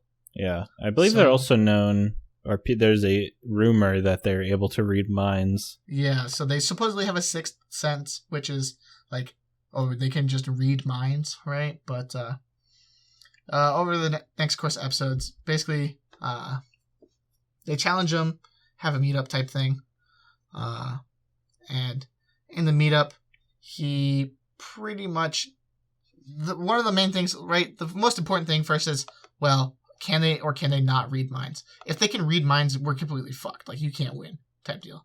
Like, that's all Sora has at this point. They go for reconnaissance, more or less. Yeah, so they try to make some plays that let them figure out whether or not they really can read minds. And there's a really long sequence of events that you pretty much would have to watch to go through the exact chain of logic. But they go to the embassy that the werebeasts have on Elkia. Which is just Japanese architecture. Yeah, like, the werebeasts just are in Japan, pretty much. Like, it's an island nation, and they have Japanese culture type. I think most of where Yukata's, too. Yeah, that too. So, aesthetic sensibilities are there.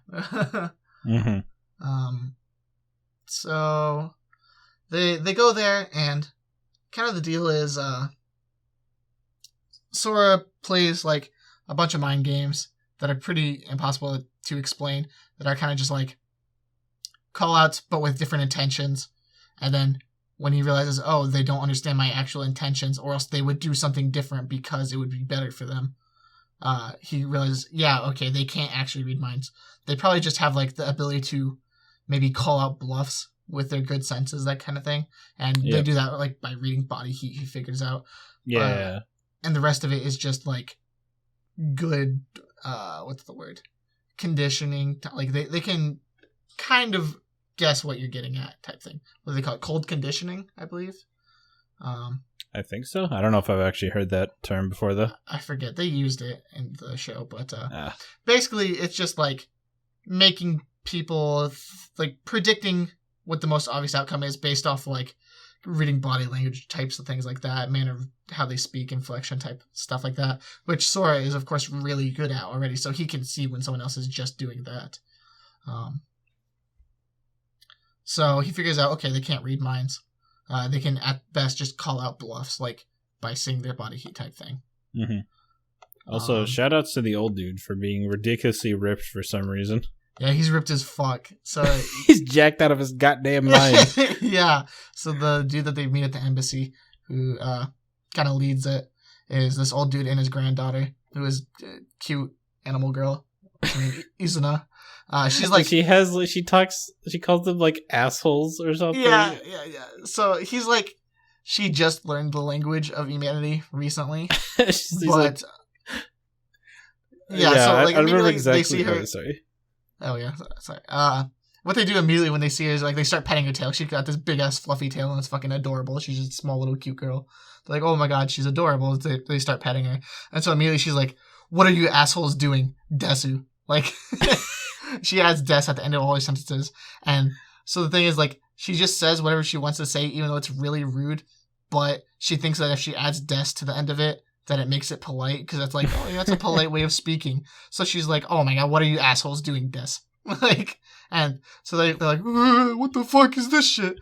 And they're like, oh, she's just stupid. She's like a literal child. She's like, okay, don't stop, assholes. Yeah, it's like she likes how they pet. So it's pretty funny. But the grandfather hates that because, you know, he's jealous. That's his granddaughter. Don't touch my granddaughter type shit. He's really protective. And also she says that they're better at petting her than he is. And so he gets mad. Kind of cryptic, but also pretty funny. Yeah, that's a pretty funny scene.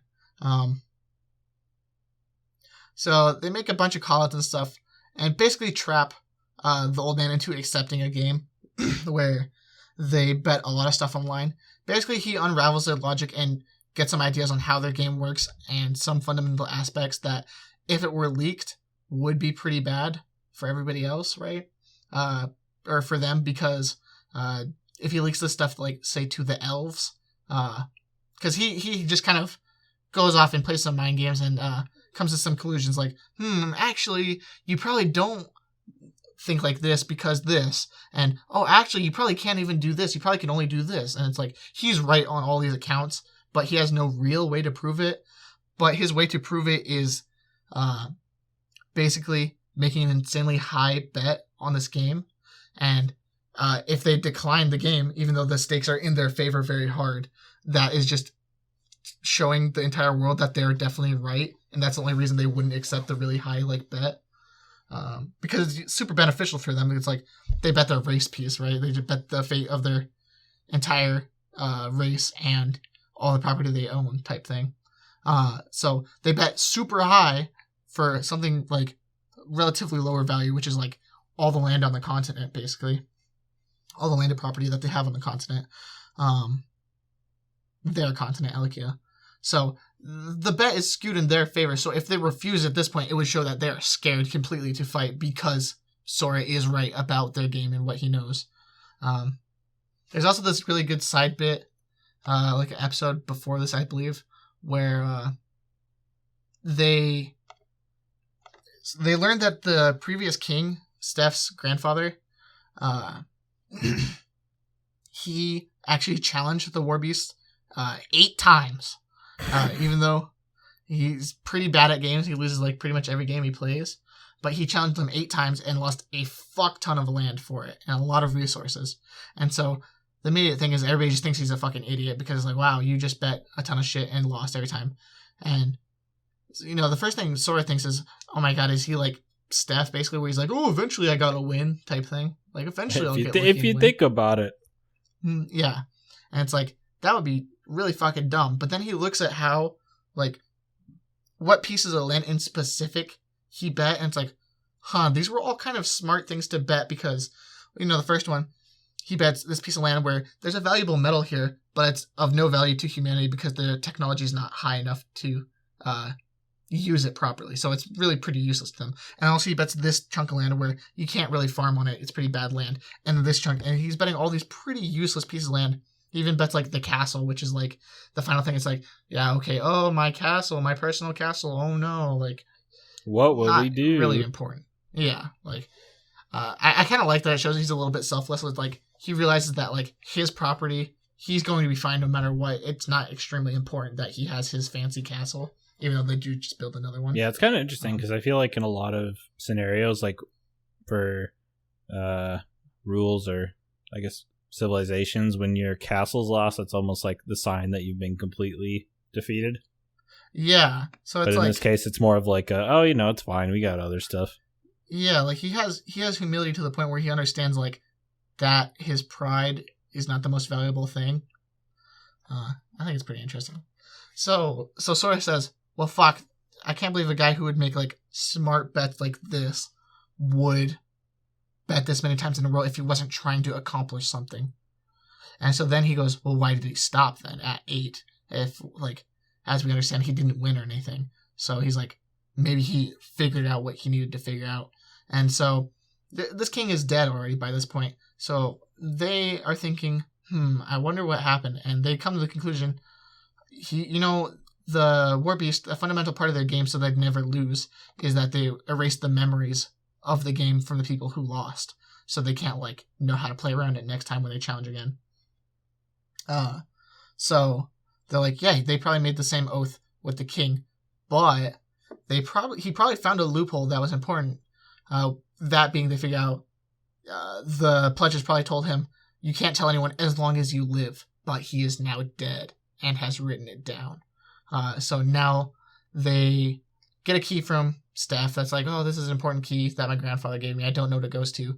They figure out there's a secret room type deal, and they find all this knowledge on how the game works with the War Beast that the king passed down, but couldn't tell anyone about because he was still alive and the pledges were still in effect. Yeah, so, super sick.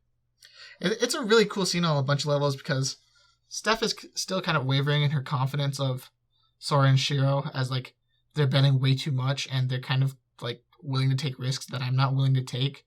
And I don't know if I buy into them being able to beat higher races, even though they have done it a couple times. But every time it's been close, it's still scary. So she's kind of like not really in line with them. And also like their personalities don't match up very well. Because, Sora and Shiro just don't really give a fuck. They just do whatever they want kind of deal. Whereas she's like very proper person for the most part. And they bully her a lot, which is pretty funny. She does kind of deserve it, though. She does definitely deserve it, almost exclusively. But because she's just like dumb about all that shit, She just doesn't think it out fully. What are you guys doing? I don't know. Maybe you should trust these fucking people that are clearly smarter than you. Yeah, a little bit.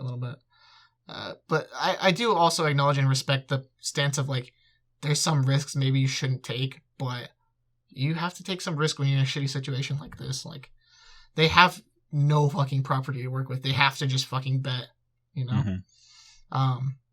Of course, they're going to try to make their bet as much in their favor as humanly possible, but they still, at the end of the day, have to bet all they have. And there's also a pretty good arc with Jabril, where Jabril at this point is like, yeah, my masters, Sora, Shiro, they're like special humanity, where it's like, they possess a level of thought above all the regular ones at this point. Like, they've proven that to me by beating me type thing. And she's not really convinced anyone else like them exists in humanity. She doesn't really get the potential of humanity that Sora talks about. And so Sora's like, well, yeah, I agree with you. People as a collective group are pretty fucking stupid. But there's always that potential to do something great, especially in like individual strengths, like individual areas. And so he's like, I believe in Steph's grandfather to be the same type of person where he could think it out properly and do something smart with it. Whereas Jabrill's like, probably not the case. Eventually find out it is the case actually, and he was a pretty great guy, even though he was pretty bad at games, but he thought the shit out pretty well. Yeah, the king's characterization through like literally none of his words is very interesting. Mm-hmm. Because I think it's a type of character development that's really good. Is more of like a show not tell type thing. Right. We only get it through Steph's perspective, really, which is a good way to build it. Right. Like a lot of anime do like. There's this trope that people talk about, like the eternal guardian type thing, where it's like the parent is built up, their dead parents are built up. It's like all my mom ever did was dote on me the entire time, and she was the perfect person, kind of deal. And like all the clips are just, I am doing everything humanly possible. I work 3 jobs for my kid, and I do nothing but support them. Whereas, like, realistically, like the kid might think of them in that way, but if we're looking at it from like a third party perspective, like most parents have hopes and aspirations of their own and don't like only think about their kids type deal. Yeah. And that's kind of what we get a little bit from the grandfather, but it's fine because it's through Steph's perspective. That's what really sticks out in her mind, is those moments where he says something really great, but then also he says some goofy shit.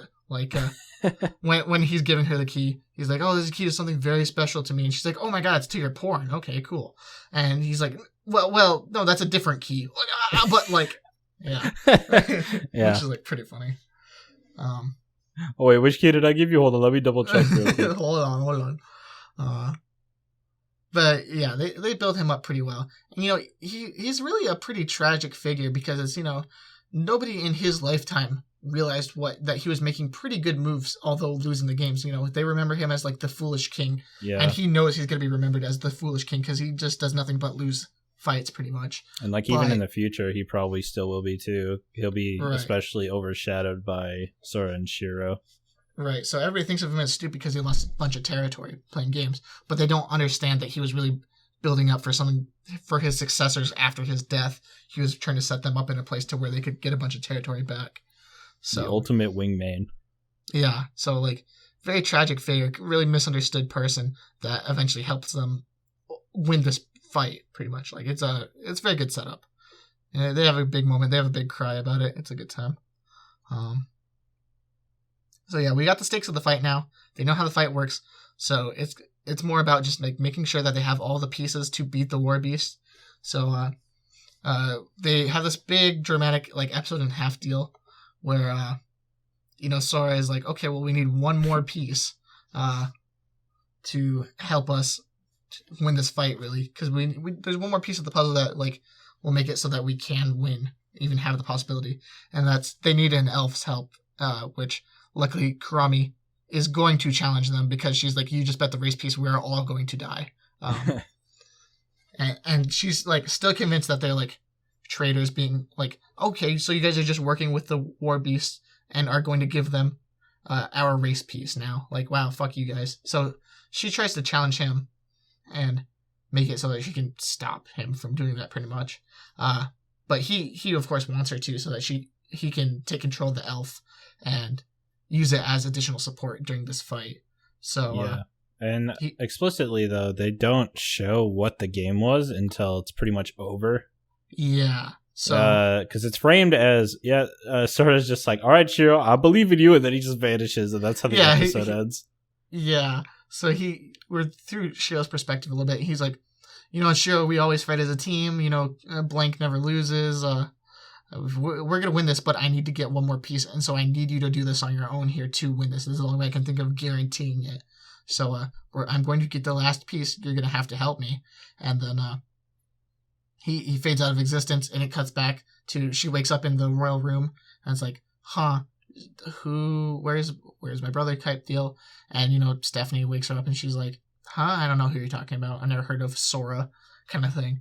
And it's like, oh shit, his existence has been erased type thing. And it's especially powerful because the show being so colorful the whole time, and then the color is completely gone. It's all gray pretty much. Yeah, the colors are muted at this point. And also that ending where he disappears at the end of the episode, the ending theme, now like all these shots of like those two together, and making promises and all that kind of shit. He's removed from all of them, and so the song sounds wrong and is messed up entirely. Like they fuck with the pitches and stuff like that, so it sounds bad. It's a very cool touch for the ending theme. But, I can imagine watching this show weekly when it was airing. That episode was just like, huh? You'd be like, what the fuck? Like, it's crazy, bro. They fucking go all out on the ending theme and shit. There's a level of quality and care here that's pretty impressive, I would say. For sure. So yeah, they have, and also like these two have been built up as like long ago. Like, oh, if they ever get separated, they're completely helpless. Like, yeah, there were a few gags where they're like literally losing their minds after being on the other side of the door from each other. Yeah, right. And like they can't even be separated that far. Well, like she was taking a bath or whatever, so it has to be on the other side of a wall, pretty much. Yeah, right. Yeah, so they've been built up that they completely have a breakdown. They can only really cope with each other if they're both there. So Shiro loses her fucking mind because she's like, not only is Sora not here, but also he just never existed, I guess, ? Nobody remembers him at all. And Jubila's just telling her the whole time that, you're dumb. He never existed. I have no idea what you're talking about. But Shiro's very certain of it. So she has a breakdown, and eventually Jabrilla's like, okay, well, you probably lost a game and someone implanted false memories in you. So we're going to play a game. I'm going to have you lose a game of chess to me so we can wipe away the false memories. And Shiro is like, I guess, okay, sure. Doesn't really go along with it. She kind of is going along with it. But she's like, in the back of her mind, she's like having all these memories of Sora. And so it's like, I don't understand what happened kind of deal. But eventually, throughout the chess game, she is convinced that Sora does in fact exist. And so she wins the chess game like we were talking about earlier. It has a big moment. Blank doesn't lose. Fuck you. He's real. I think she also finds a reversey piece on the floor. Yeah. I think that's what they call the game. I don't know if it's Othello or reversey, whatever they call it. I think it's Othello. I'm not sure. But yeah, after she wins that game, she's like, you know what? Actually, something had to have happened here. Like, Sora had to be playing a game. And eventually they kind of think it through, and it's like, okay, maybe he was playing a game where he bet his existence, right? And it's like, what did he lose really then? Terrifying that you can do that. Yeah, that's fucking absolutely terrifying. And they're like, was that even possible? They're like, I guess, but you need really strong magic. And I'm like, well, who do we know with strong magic? Oh, an elf. They're probably fighting Kurami and Fi. That makes sense. She could do that. It's like, oh, well, test her magic. Oh, yeah, there's magic going in place here in the throne room. So it's like, oh, shit, okay, sure.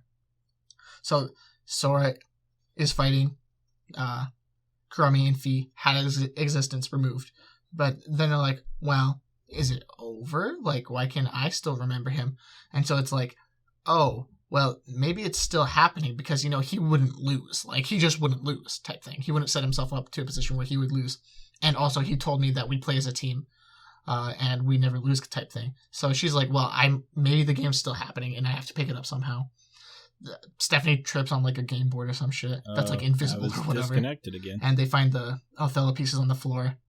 And she was like, the game. Oh wait, so they're playing this, and I'm pretty sure I have an idea of how the game works and shit. So the rules of this is where you have to do some big holy shit things that were most important. She was a human calculator, like on a level which unprecedented by any supercomputer, to where she knows that Sora threw the game for her to win it in a certain way, and she's like, I can predict how he would have thrown it to set me up to win, just based on how well I know him type thing, and how like fucking massive brain Shiro is.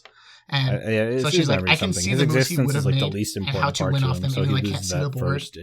So she does that, and by she doing wins that, it, he allows and all the shit gets undone. Sora comes back. They have use that to her advantage because they play as a team.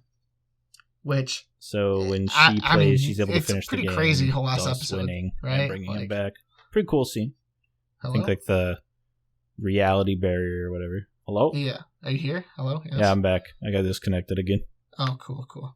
I was just talking about how like the catch for the game was how they bet things like to them that were least to most important. Right. Yeah. It's where basically they bet all the pieces represent a different part of them that is important to them, and if the enemy takes them, they go away, but also the enemy gets control of them.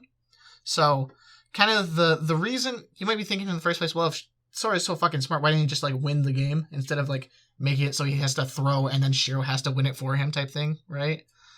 But the trick is he has to do it so he can give her his memories to trust him fully. She has to have him take that, or he has to have her take that piece so that she can get his memories, so they can trade each other's memories, so they can fully understand each other and, you know, get actual cooperation out of the two of them. Because she just, no matter what at this point, she just won't believe them, pretty much. Like, we're beyond the point of words working, really. Yeah. So, the winner gets to make 2 demands, and I really like the setup here. Sora kind of was hinting at the idea that when he set up the 2 demands, he's like, for example, you could make the results of the game permanent, so the loser is erased forever type thing.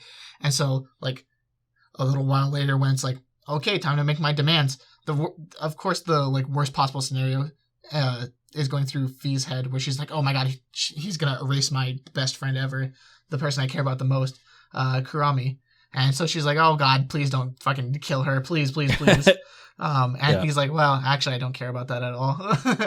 So what he takes is his first demand is that they both keep a copy of each other's memories so that she will work with him in the future type thing, basically.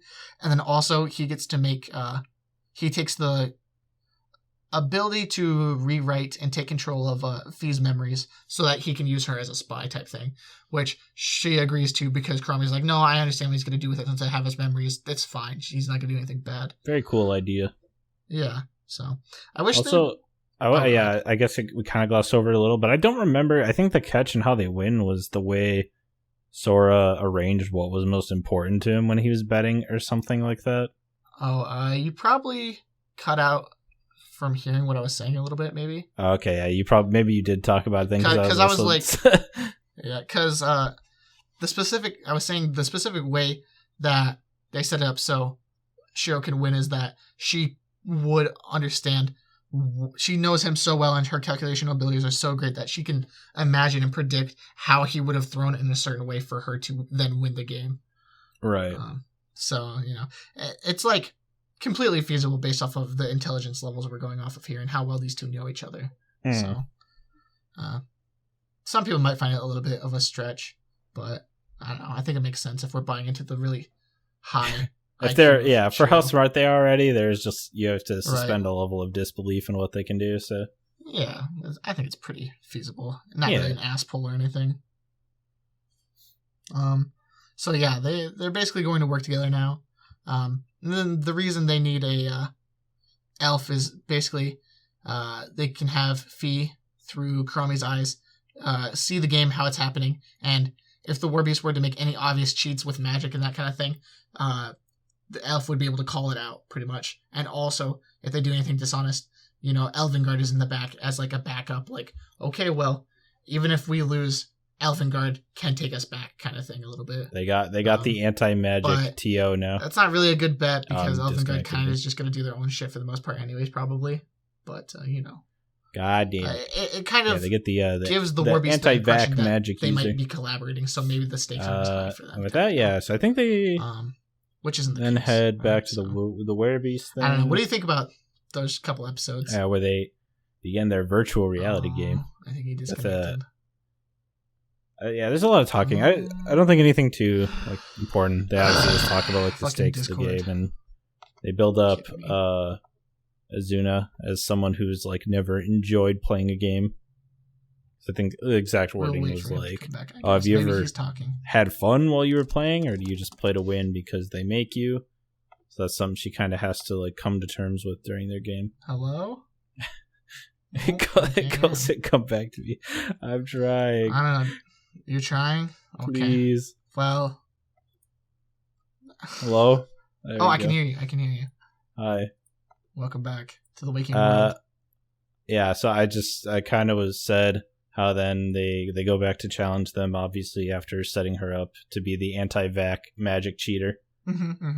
And they talk to Azuna about how, like, have you ever actually enjoyed playing a game, or have you just been, like, forced to do this and never had any fun with it?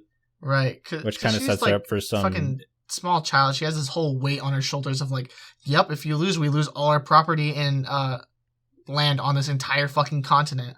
Like, better win. Like, she kind of grasps the stakes of like, if I lose, a lot of people will be worse off that I care about.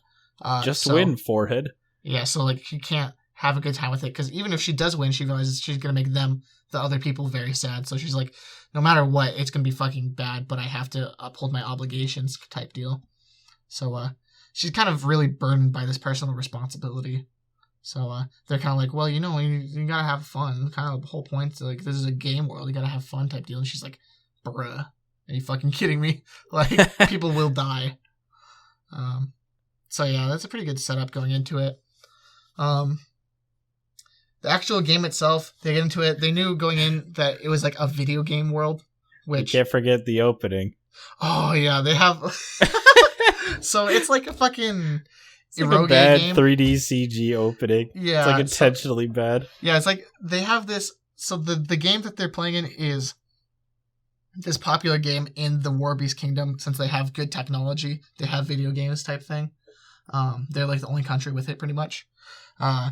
Which makes sense that they're using video games as like their game for how to win because, in the video game world, you can't use fucking magic because it's not your real body type thing. And it follows its own like set of physics basically inside the game. So. And also, since nobody else knows what video games are, they can cheat as much as they fucking want type deal. But then also, like, in terms of physical attributes, like, nobody will probably beat the War Beasts on their own. So, it gives them the absolute advantage, right? Pretty much. But yeah, the specific game they're in, it's, the old guy's, like, announcing it. He's like, oh, there's a game that's really popular with the War Beast youth. And it's, like, in a roguelike, pretty much. It's just, like, a visual novel fucking...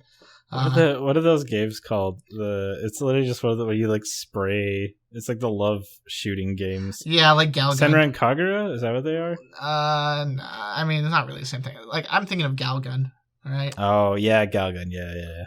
Yeah, I think they even say that at one point in the show, but probably. Yeah, it's fucking funny. So it's like they have this setup. They have this like really cheesy CG opening of like these animal girls for like the in-universe what the anime game is like and type deal. The song is just abysmal. Yeah, like you can tell all the voice actors who are doing the song are like like no effort whatsoever on purpose because it's like through our eyes this is their in-game media, which is like the trashiest, most pop consumable garbage you could think of, right? Like when you think of like really garbage anime, this is what you would think of type deal.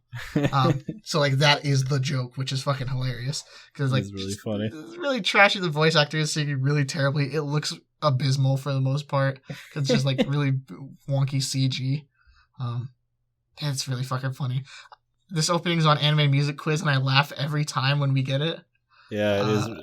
Because it just what comes the fuck on. Is this? Yeah, because it comes on and everybody who hasn't seen the show, they're like, this shit sucks. What the fuck is this? Because the thing is just terrible. Cole's like, no, it's a good show, guys. I swear. It's a good show. It's a good show. I'm like, no, guys, it's a special opening. Please, make sense in context. Like, let me see. The importance is in the in-game world. It's a in-game. Yeah. Some meta shit. Yeah. So that shit is fucking hilarious. So they get in the actual game. In the actual game, it's like you have the bullets. Basically, you're supposed to like shoot your love bullets. And the real thing is there's some NPCs that go around. They're mostly non-factors for the most part, except for the very ending, right? But yes, the real goal of the game is it's Izuna versus the four of them, Jibril, Steph, and then Sorashiro. If any of them shoot Izuna, they win. But if Izuna shoots all four of them, she wins. And if someone gets shot, you can shoot them with a different player and they come under their control. Whoever shoots who, they get control of them basically for a while. And immediately shoots Sora point blank. Yeah, she fucking domes him because she's like, now he loves me even more kind of thing. Because, he's never like at all like romantically interested in her, but she wishes that he was, kind of thing. Yeah, the comedy that plays off it is pretty funny. Yeah, it's pretty funny. And then fucking... and then Jibril shoots Shiro while she's not expecting it. And so they have a love triangle then, because, like, Sora loves Shiro, but then Shiro loves Jabril, and she's like, "Oh my gosh, is this NTR stuff I read about?" Yeah, like, I couldn't believe she actually mentioned that shit. It's so funny. That shit was bad funny. She's like, "I think I get the appeal of NTR now." Like, on top of that, when they first enter the world, they're freaking out because they think it's like actual. Yeah, because Tokyo or Akihabara. I don't remember where. Yeah, exactly they're in Tokyo. Yeah. Okay. The game takes place in the middle of Tokyo, which they have just created as this fictional place. Like the Warbies don't realize this is an actual place. And they also immediately like name drop. They're like, "Oh, this is just like Persona or Steins Gate."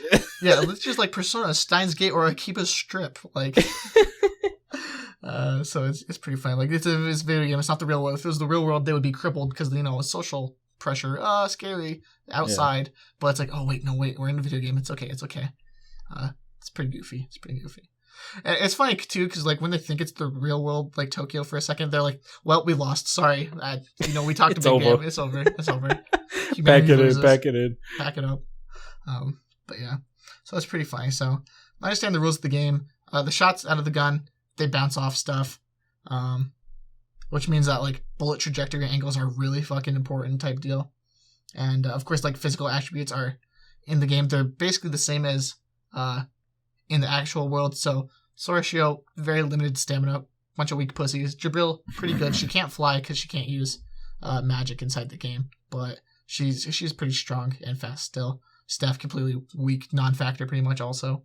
So, but the first thing that happens is, Izuna kind of tries to take someone out. She hears Shiro approaching her, and she's like, well, they're weak as fuck, and I'm fast, quick as hell, and also Izuna is pretty good at these type of calculations, like bullet trajectory, FPS type stuff. So she's like, I have an absolute advantage. But the thing is, like, Shiro is on this supercomputer, inside a supercomputer level of calculations where it's like Giga Brain. She can fire a shot and just calculate for all these factors of like the trajectory, how fast it's going, how fast you'll dodge, how far away you will get when you dodge, at what time, when you will react type thing. So the way it gets explained is really cool because it's like, it feels like her bullets are homing in on you, whereas yours just pass through her because she's just calculating all these physics calculations at the same time as all the shit is happening. So she perfectly knows where everything's going to go and what's going to happen. Some cool directing shots go with that too. Some really good shots happen because of it. I really also like the shot where Izuna is like running away really fast on top of like all the computers and shit, but the bullets are just always in the shot because they're just chasing her perfectly on like all sides of her. It's really cool. That shit is really cool. So it sets it up so that like despite these differences in physical strength, like it's not going to be easy for Izuna to even take out Shiro on her own type thing. So she scares her out of the building. Basically, she jumps out of the window and like falls down through the air. So she's gonna like land, make a retreat, and come back, kind of thing. She knows like the best way to win is just to tire Shiro out, right? Because she's pretty weak, type deal. But the trap is she gets forced outside the window. Jabril comes down from above. She's like, haha, I got you, type deal. But then it's like, oh wait, Jabril can't fly. Actually, she forgot. So she kind of just falls out of her, and like she has to like block a shot with her coat. Important to this is that like clothing blocks shots. Yeah, will take a shot basically and vanish. So important to the Shiro fight is that Shiro gets a lot of shots in where she has to block, whereas Izuna has to block them. So she is already pretty low on like quote unquote armor type deal. And then the real trap of Izuna falling out of the building is that after she's used up like all her possible movement options, like kicking off buildings type thing where she just has to fall straight, Sora from a complete extremely far away distance fires like basically a sniper shot at an angle to perfectly hit her, but she reacts to it and still is able to dodge it. Even though I believe she uses her sixth sense thing.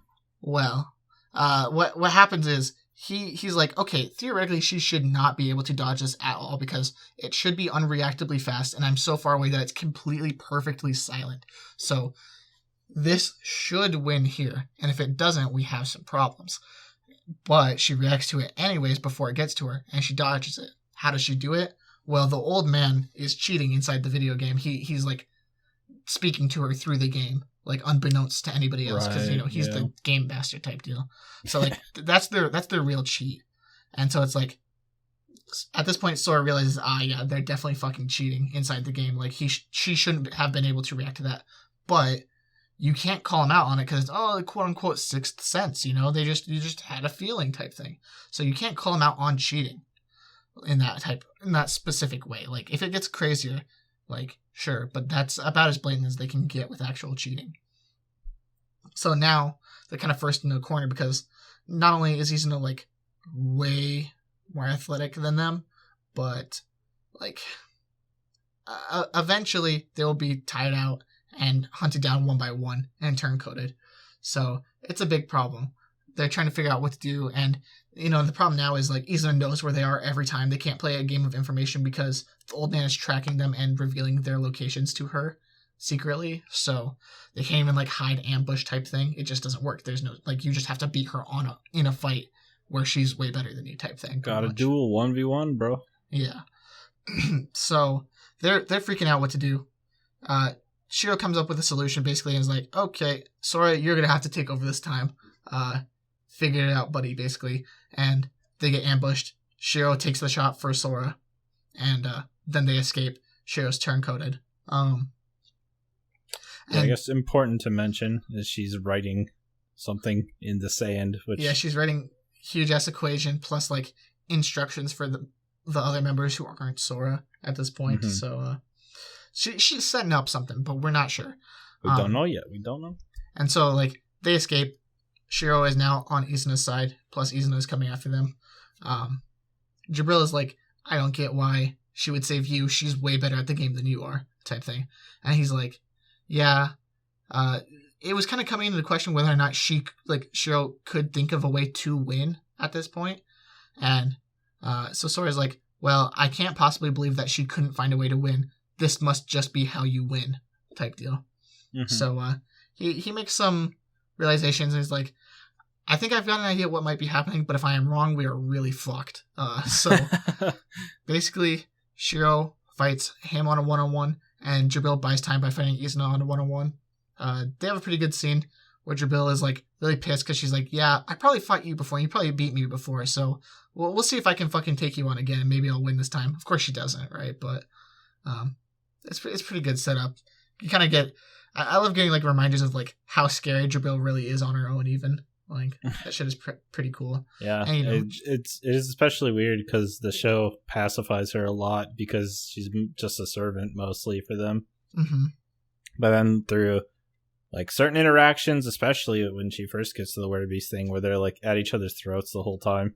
Right. You just remind her of how terrifying she is normally. Yeah, because everyone hates her because, the Flugel are a symbol of, like, fucking weapons of war that just killed all kinds of people. Like, Fee, the elf, hates her because during the Great War, Jabril just got mad at them for, like, placing anti-air things that hurt her a little bit and just killed, like, her entire capital for the fuck of it.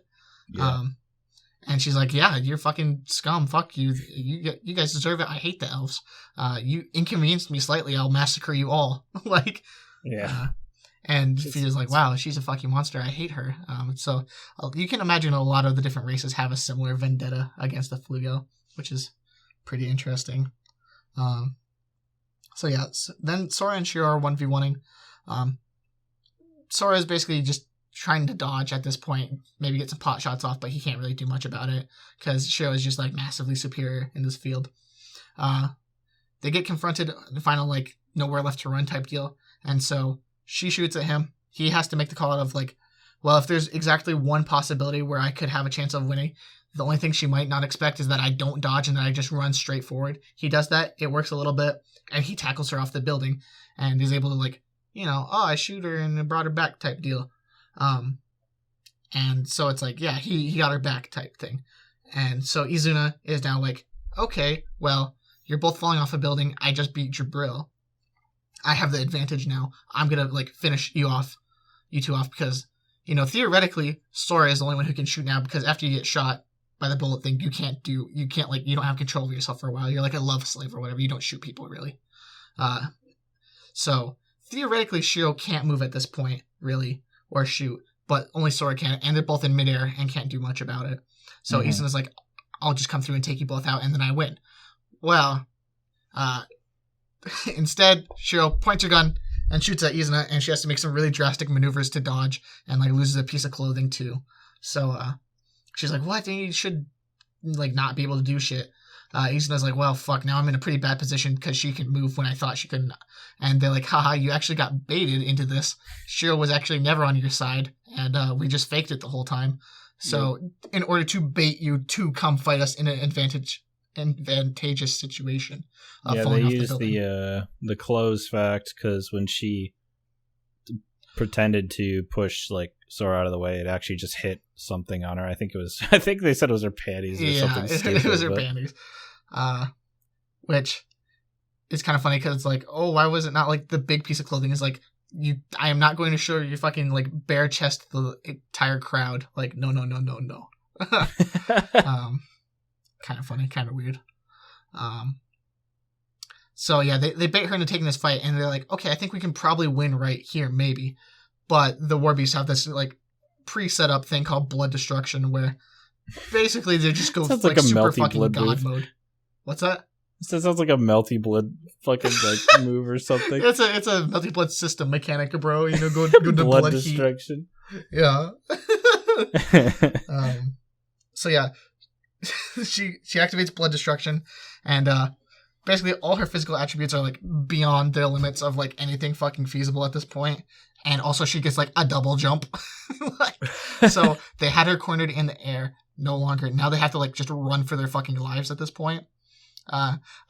It's really funny too because like, of course they predicted, because they knew about Blood Destruction, they like predicted some increase in abilities, but it's like way above what they could possibly imagine. And like when it happens, like she like jumps again and like, oh no, you got a fucking double jump, what the fuck? And she's like moving around at the fucking speed of light, and they can't even attempt to hit her.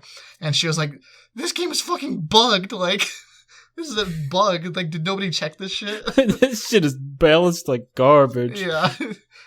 I was fucking dying. That shit was pretty funny. So they're just completely running for their lives.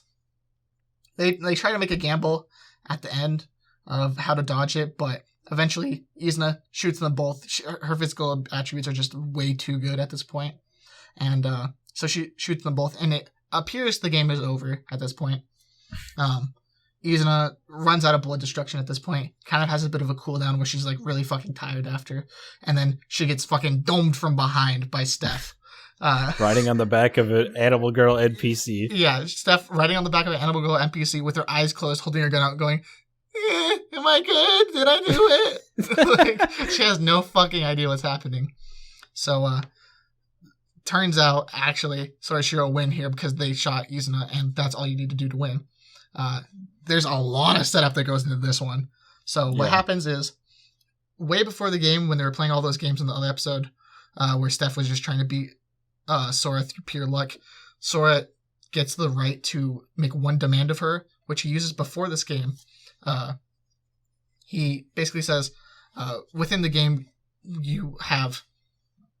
I'll tell you to do one exact thing, and you'll have to follow it, basically. And basically he tells her to follow whatever instructions Shiro writes in the ground. Shiro writes in the ground. The problem is, you can't have a surprise attack happen because the War Beasts start cheating, right? They can see through the other players' perspectives, and they can see their positions on the map, like if they're moving, right?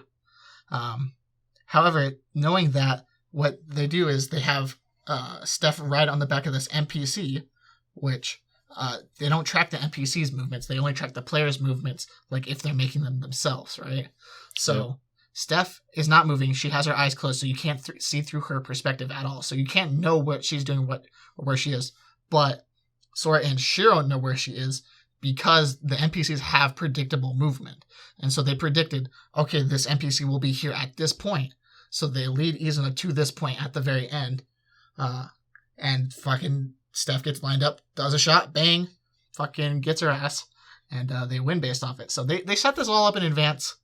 Yeah. The only real leap in logic here is, wow, you really figured out the NPC's like formula for moving pretty much? Shiro basically wrote out the code that the NPCs follow, like the walk cycle. Yeah, pretty much, which is like, based off what we know, that's pretty feasible, honestly. And she spends we see her spending quite a while like writing a huge fucking complex formula trying to figure this shit out, right? So it's pretty feasible, honestly. Pretty fucking crazy maneuver, right? Like, I know if it was me, I would be scared, like, maybe they actually can just directly track the player's location, like maybe it's not through their eyes or something kind of deal. Yeah. But they have to make some assumptions here. And a lot of this show is just, making informed opinions. Yeah, you or take informed calculated risks. Calculated risks, that's the better word. Yeah, like, there's no complete guarantee that this would work, but pretty good fucking bet. Of course, they tried to win without using it, but, there was just a physical barrier that couldn't be overcome. And they were being cheated, so yeah. Yeah, and also cheats. Like, they would have won long ago if there were no cheats when Sora tried to snipe her out of the air. Because she only knew it because the grandpa was like, you're getting shot at from far away, and it's completely silent.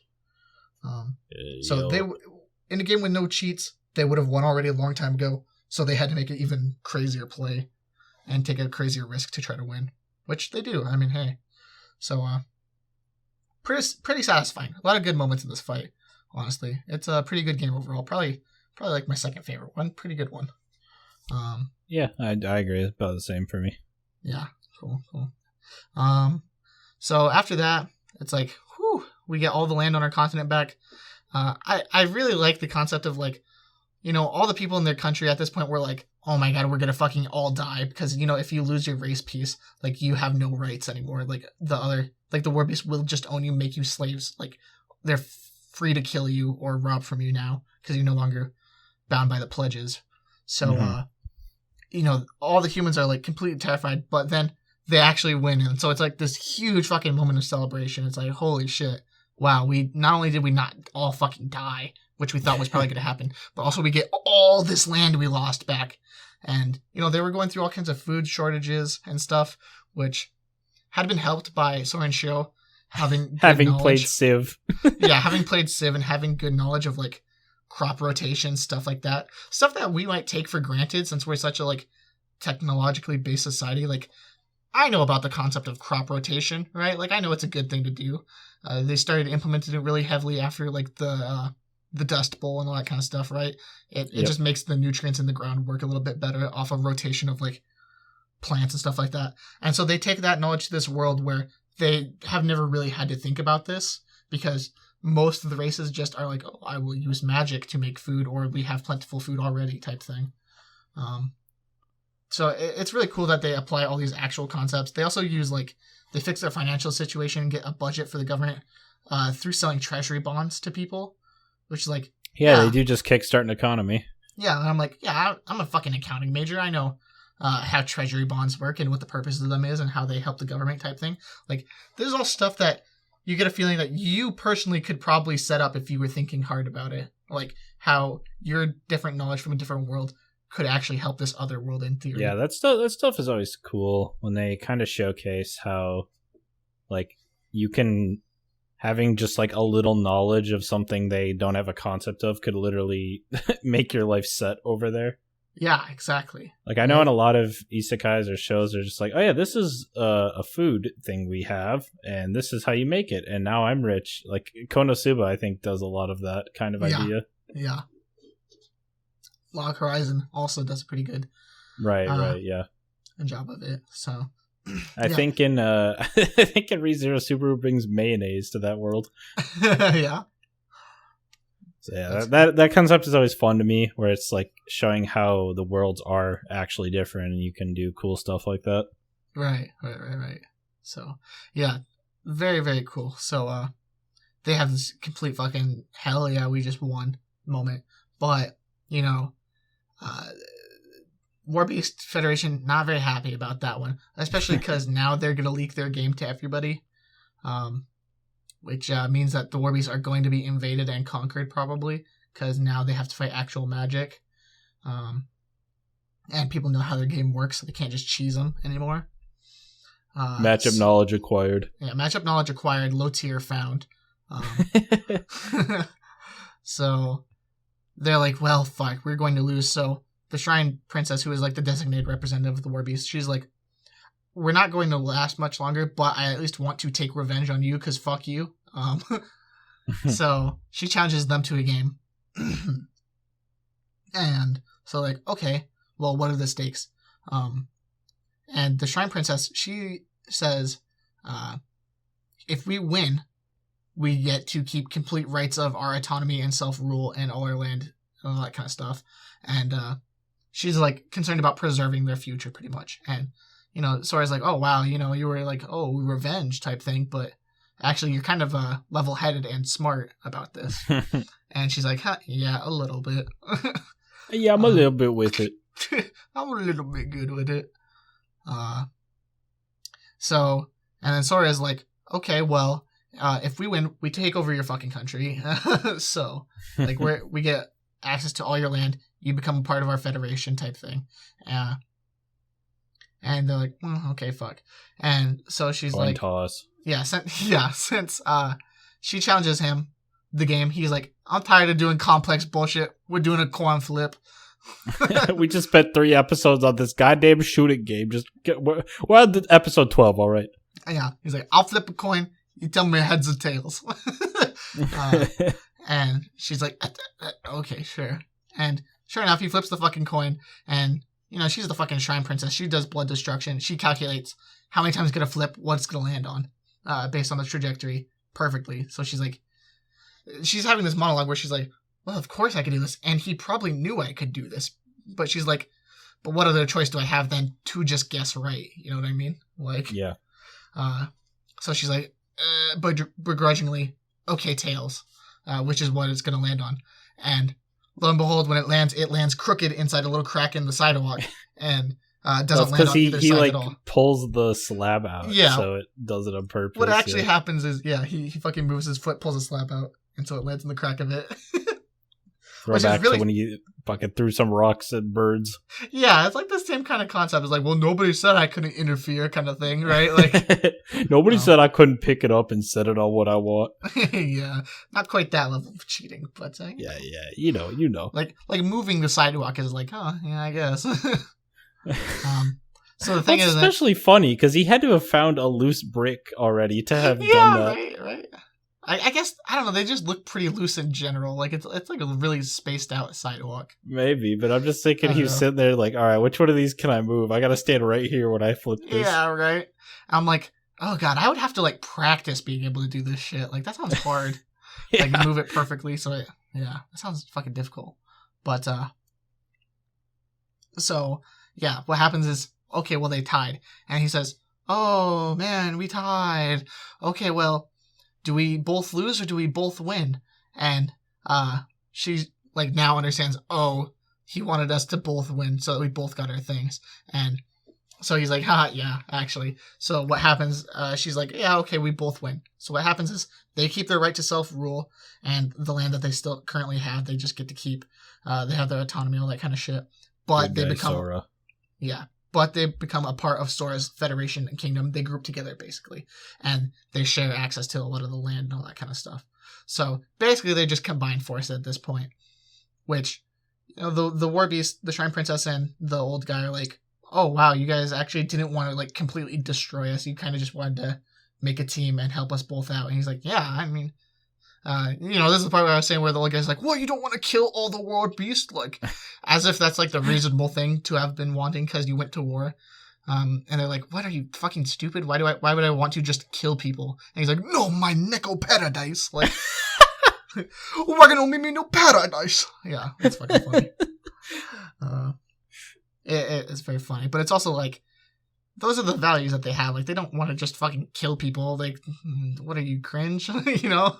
Like, I'm in it for the animal girls, all right? Don't get it twisted. Yeah. And then also it's like, you know, like they're saying, they value these different perspectives. And they're like, yeah, these war beasts would add a shit ton to what we can do type thing. So, it's pretty sick. So, but then the Shrine Priestess is like, well, I mean, this is cool and all that we're teamed together, but now Elvengard is going to fucking fight us. And now they know how our game works. And it's like, well, about that. 300 IQ. Yeah, 300 IQ play. Remember when he said he was taking control of Fee's memories? Well, she's the one reporting all this shit back to the actual council and like government of Elvengard. So she says to them, oh, here's how the game works, but Sora just changes all her memories of how the fucking game works, and she is reporting the completely wrong stuff. So that means that they're going to be able to beat Elvingard when Elvingard challenges them. They're going to be completely fucked when they try to fight them. Yeah, because they're going to be playing off the wrong rules of the game, pretty much. So, big dub on them. Not only did he basically, under this threat of Elvingard being able to conquer them, made the Warbeast challenge them to a hasty game and then win it so that they group together, and then also remove that threat so that it just works in their favor instead. So, it's too smart. Very big brain play. Very big brain play. Very well set up. So yeah, pretty much they're like, well, shit, okay, sick. Now we can do some stuff. He explains to the Shrine Priestess, if you gather all the races together, you get the right to challenge God. That's what we're going to do. And she's like, oh, I guess that makes sense, huh? So finally we got a group. We got a really powerful group for Sora and Shiro at this point, you know. They have kind of everything they would need to challenge stronger people. And the show ends on, they're like, oh, you're a Shrine Priestess. You can summon gods, right? And so she summons a god, Old Deus, rank number 1. And they're like, okay, God, let's fight. Let's do a big fight. You know, the old gods that were defeated by Tet, who are rank number 1 in the world. In terms of magical strength, they're like, okay, time to fight, deal, and show ends. So, pretty big cliffhanger. There was never another season. Yeah, there's never another season. So, pretty big cliffhanger, but it's like, oh shit, man, now they're gonna slug it out with these people. You gotta wonder how they set it up and shit like that. Read light novels, I guess.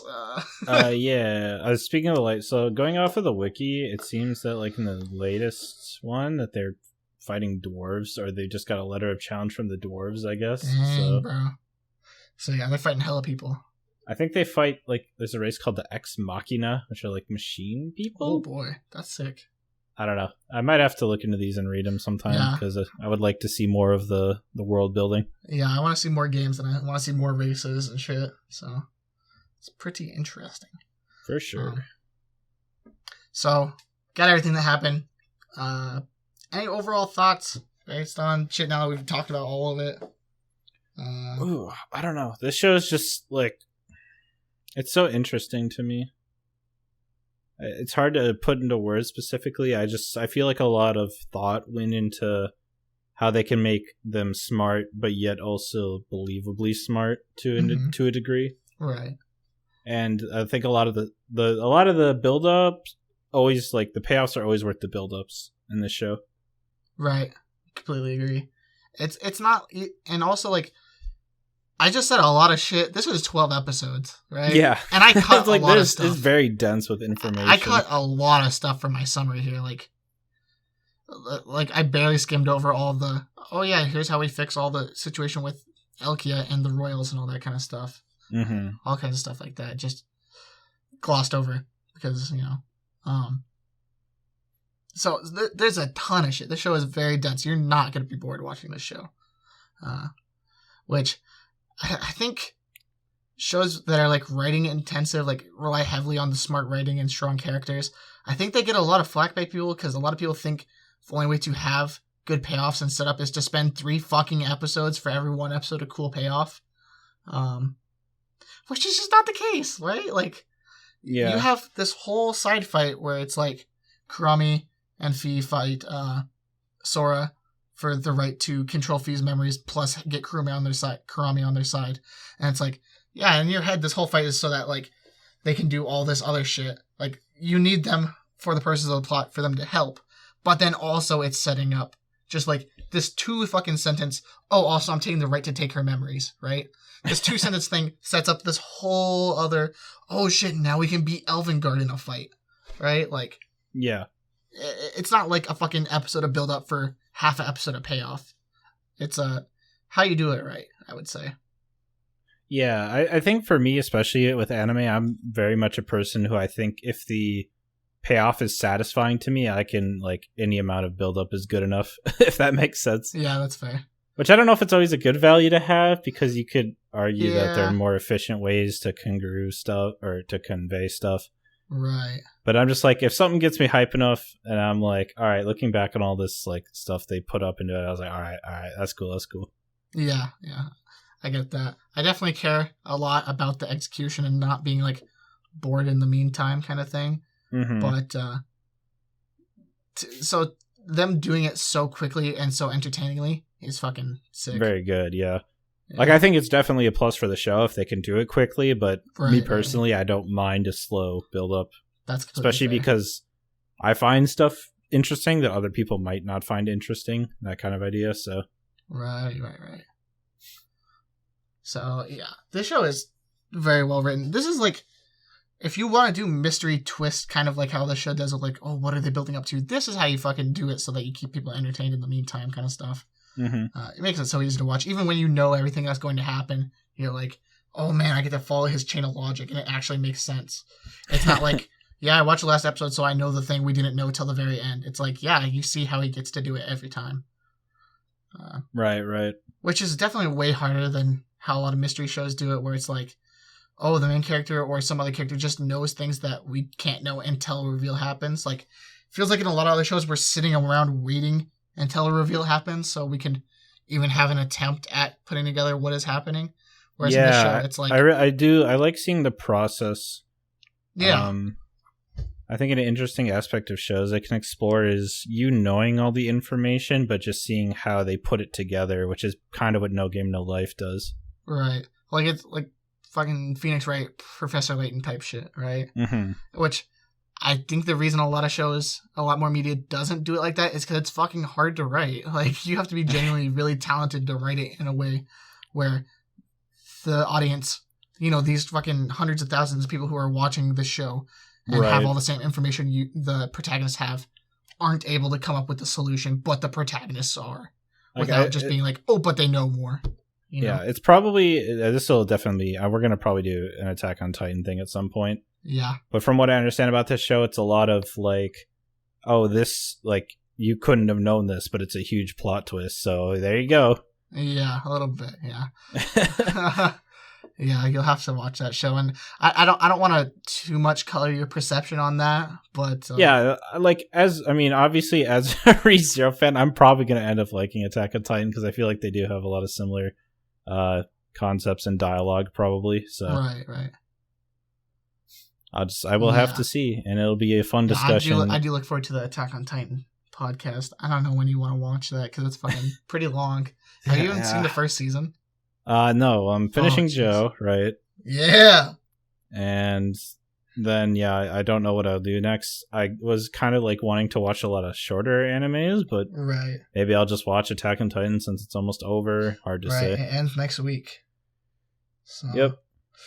Holy boy. That episode will be fun because it could very well end up being I like the show a lot and you don't, so that'll be an interesting discussion. Yeah, could definitely be. Could also happen eventually with ReZero if you watch it. If you still don't like it, it'll be an interesting discussion topic. Because so far it's just been shows me and you both like, but I think eventually we'll try stuff that we're conflicted on. Right, because the first time I watched ReZero, I did not like it very much, but it's been a long time. I'll rewatch it before we do an episode or anything like that, so gonna be interesting perspectives. Also, we need to get other people on this shit.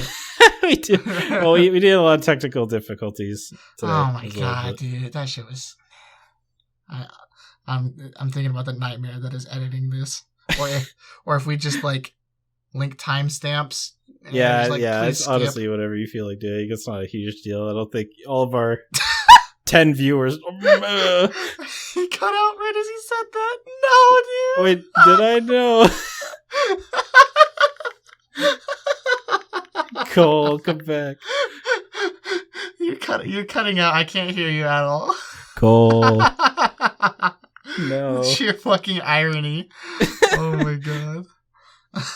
Right.